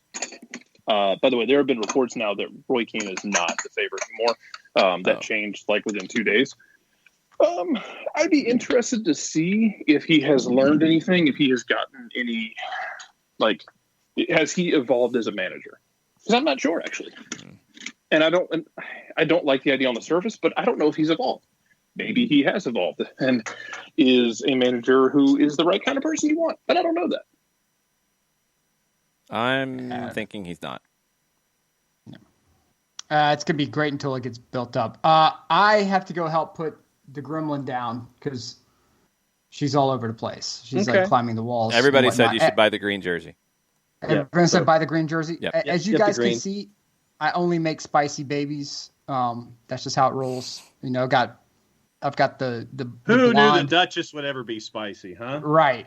I got the blonde cutting promos on people. I've got the redhead over here ready to, climb the walls and like do Macho Man Randy Savage elbow drops off the top rope. All right. Oh, yeah. Ooh, the lightning and the thunder, but there's no bad weather. Oh, yeah. So, yeah. Before I bounce, I was in contact with a lot of you guys down in Noonan when the tornado went through. I'm thrilled that the people who I spoke with are A-OK. On behalf of the whole SDH universe, we really hope you guys are all right and that recovery happens very quickly for you. Yes. Much love to you all. With that, I'm going to take my championship belt, my shoulder to the 40 pounds of gold. I got it this week, Longshore. I got it this week, Longshore. It's mine this week. Look in the face of the person who beat you this week. You may win next week, but this week, woo! Just make sure you got that thing nice and shiny when I win it back. D'Italia. This guy. That guy. Good grief. Yeah, that guy. All right, Yeah. we're going to finish with this one because I'm outraged. Uh-oh. I'm outraged about 90min.com, who had a very important list that came up. The 30 greatest Scandinavian footballers in Premier League history. Oh, God. The 30 greatest. Number 1 on the list, Peter Schmeichel. Okay. That's hard to argue. Number 2 on the list, Freddie Ljungberg. Okay. That's okay. Number 3, Ole, the baby-faced assassin. Okay. Okay. Yeah. Number 4, Kasper Schmeichel. All right, now we're starting to get a little like, wait a minute, what's up? Okay. Number 5, John Arne Riise from Liverpool. Number 6, sad Christian Eriksen. I don't think he was all that sad in England, but he got sad towards the end. Yes, he did. Okay. 7, Morten Gamst Pedersen. Classic. Daniel Agger's 8. Olaf Melberg is 9. Jesper Gronkjar is 10. Going back to like old Chelsea, previous to Roman Abramovich Chelsea. He's number 10. Yeah. You know, there's somebody that we haven't mentioned in the top 10. Mm-hmm. There's a very important Scandinavian who's not in the top 10. Thomas Sorensen is 11. Martin Laursen is 12. Keep going. Aston Villa. Okay. Keep going. Thomas Gravesen is number 13. Mm-hmm. Okay. Seb Larsen is number 14. Mm-hmm. Yeah. Brede Hangeland is number 15. Mm-hmm. Henrik Berg is 16. Keep going. Pierre-Emile Højbjerg is 17. Mm-hmm. Klaus Jensen is 18. Keep it going. Klaus played for Charlton Athletic, and he's 18. Yep. An underrated magician in the final third, Klaus Jensen. 18. Sure. Okay. John Carew, 19. Uh-huh. Zlatan, 20. Uh-huh. For his stint with Manchester United. Anders Svensson, 21. Southampton, back in the day. Okay. Victor Lindelof, 22, and that's really sad. Really sad. Like, that's insulting. Josh King, number 23. Yep. Andreas Christensen, number 24. Yep. Johan Elmander, number 25. Mm-hmm. Jonas Olsen, number 26. Uh-huh. Oh! Number Get the music. 27! I don't have music. I got no music for this guy. Oh. Nicholas Bentner, 27. That's insulting. It is. That's ridiculous. Jonas Olsen, Johan Elmander, ahead of him. Josh King, John Carew, Klaus Jensen. Bentner had 45 goals for Arsenal. And he's 27? Huh? Yeah. That is an outrage. 90min.com. That is, 90 min. That is an outrage. They might have put 9 men worth of thought into this. No, I think they put a lot of thought into it, and they slandered the good name of Nicholas Bentner by having him number 27 on the list. That's Mm-mm.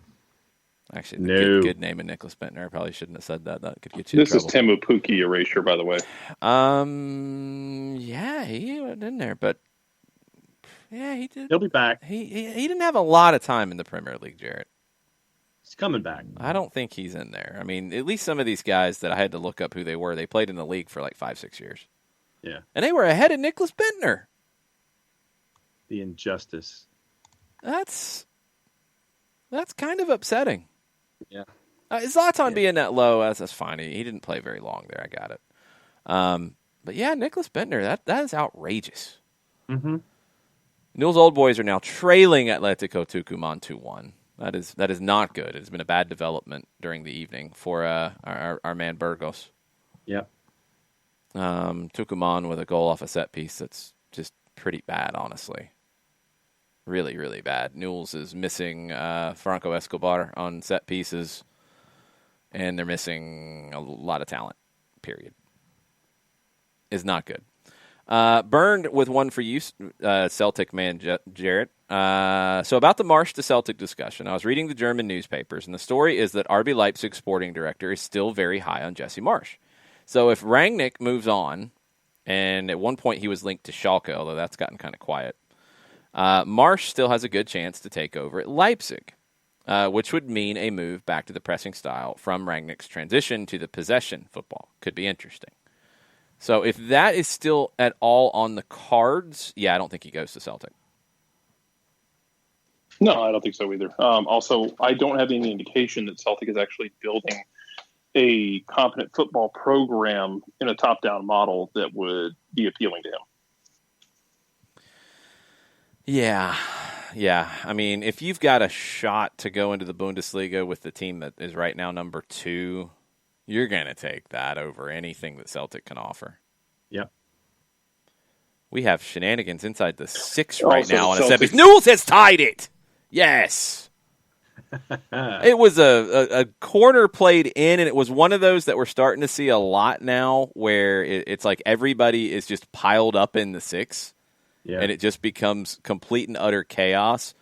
The goalkeeper wasn't able to punch it out. He just punched it like straight into the air from the goal line, and it goes up to maybe the edge of the 6, and about 5 players go up for it. And a Newell's player gets it. Oh, yeah, Burned, got you. Nagel's moving on. Sorry, we're good. So the goalkeeper punches it straight up, and a bunch of people go up for it. Nobody wins it. It falls back, and everybody's turning around trying to find the ball.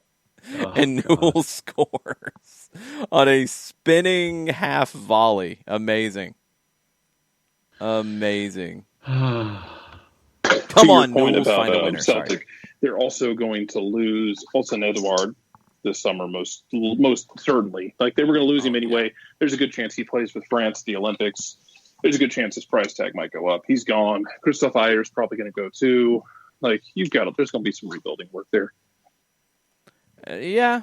I mean, you're going to be able to rebuild there fairly quickly, but I don't even know if any of that has anything to do with it. I think it's, while he's got a legitimate shot at going to a top team in Germany, he's going to play that out. He's going to let that hand play out before he makes a decision to go take a job like Celtic. And he has to. I mean, that's just smart for his career. Yeah.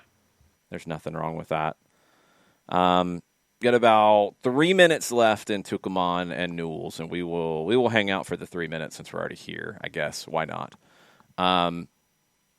You've got it on Paramount Plus or on TIC or on fntz.co/soccer down here. I don't know if anybody's watched the games on Paramount Plus. It's just been very cool to have games in English. Yep. That's been exciting. I mean, I had no problem watching the games in Spanish, but it's nice to have the coverage in English. They're still figuring these things out. I mean, you've got producers in one place, you've got commentators, I think often in 2 different countries, getting the timing of everything worked out. It wasn't seamless in week 1, which is to be expected. But they've battled through it, and it's been entertaining. Some new voices that I haven't heard that I really like. Klaus German, who is one of the guys. He's based out of the Miami area. We're actually going to try to get him on the show this week and talk about his experience doing it and talk about the league. We've got Tom Robinson coming on Thursday as well. Not Kefsey has pulled up the match as well. So we're going to see this one out and see if Newell's can find a win. Burgos might bear hug somebody and cause them break to lose 3 oxygen. ribs. Yes, he could do that if they win. Or lose. Both are possible when it comes True. to Hermann Burgos. Both are very possible.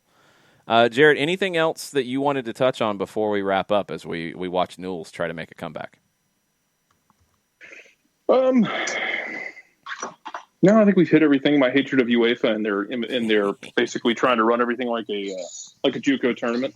That's pretty much where I'm at.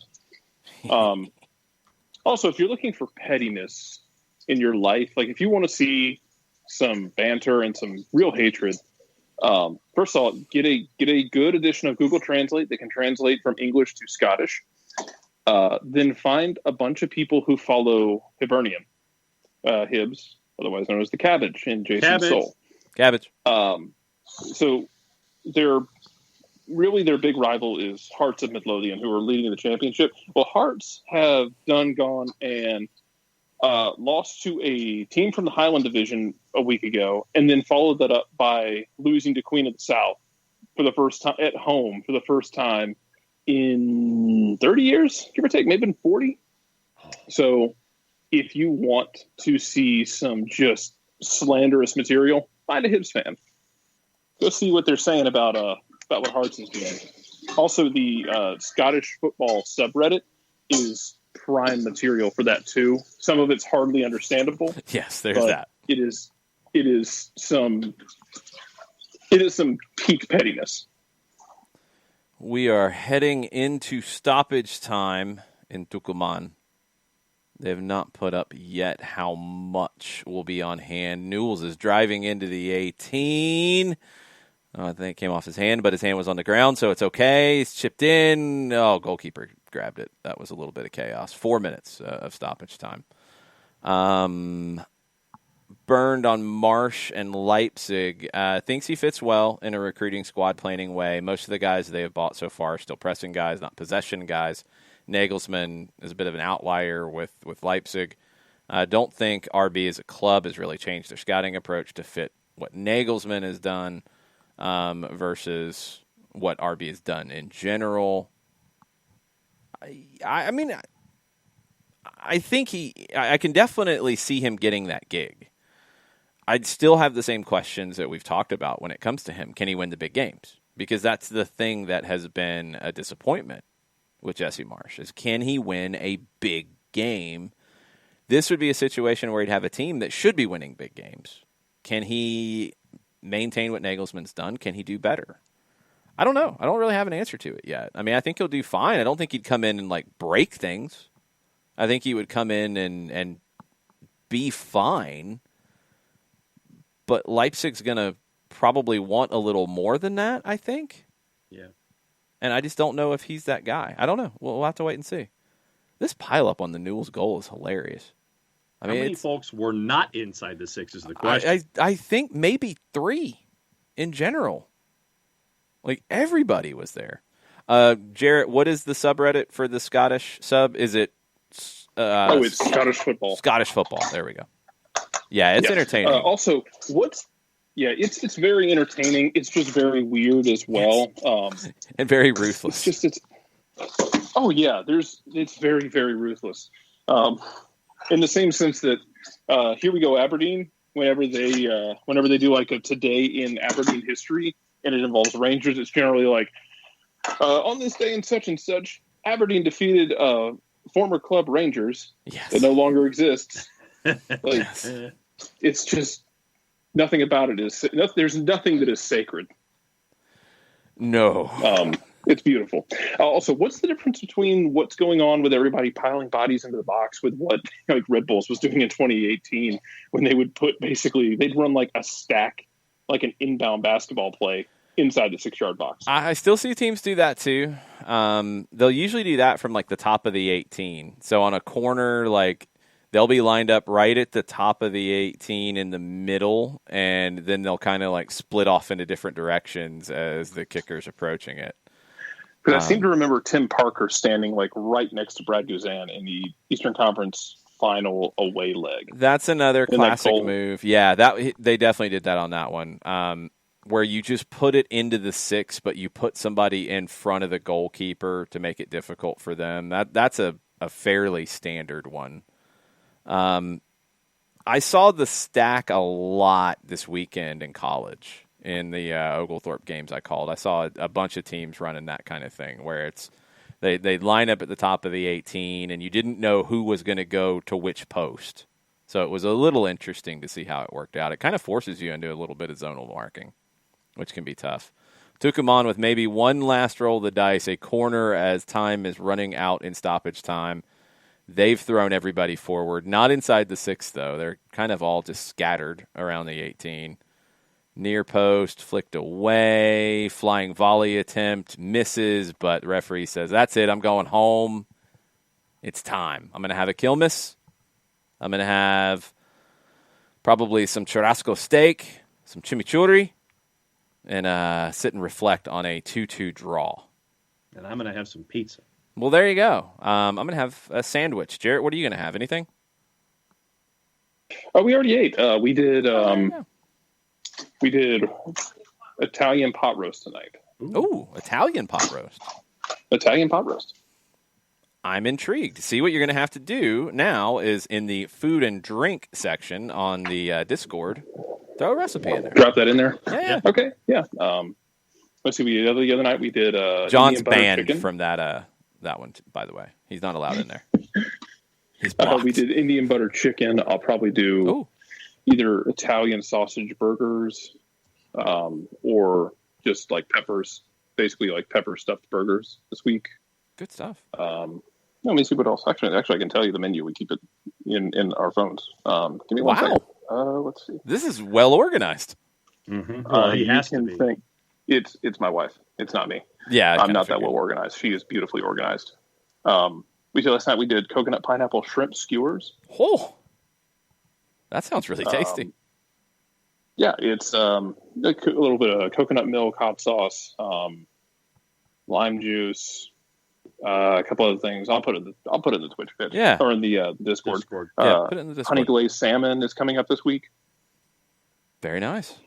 Yeah, put the stuff in the Discord, Jarrett, because the people will like that. If you can join us for trivia on Wednesday for Soccer in the Streets, make a donation. Mike Conti and I will I'll probably be just your make a quiz donation masters. anyway. No, but come play. I won't bring this up when Mike's on air because I can't hold a candle to Mike. Yeah, but come play. It'll be fun. You can beat John. Yeah, you can. I don't know. John was good. John was good last time. He says, I don't know. Well, how many questions are about 1970s English football? Not many. Not many. Not many at all. Okay, now I like my chances. Yeah, you'll be fine. You'll be fine. Wednesday, that's at 7 o'clock. We'll talk for about 15, 20 minutes about the Alajuelense series coming up. Kind of give you a preview of that. 6 o'clock on Thursday, we are at Red Hair in Marietta. Jarrett is joining us. It will be our next live show. There will be giveaways and specials and scarves that people are going to be claiming. It will be very fun. We hope we can see you on Thursday. But we'll see you in the morning for our next show. And that'll be at 9 o'clock-ish on the Twitch pitch and on our app. And if you can't catch it live, you can always listen or watch on demand. Thanks for hanging out with us. We will see you tomorrow. Mucha platiel. Mucha platiel. Mucha platiel.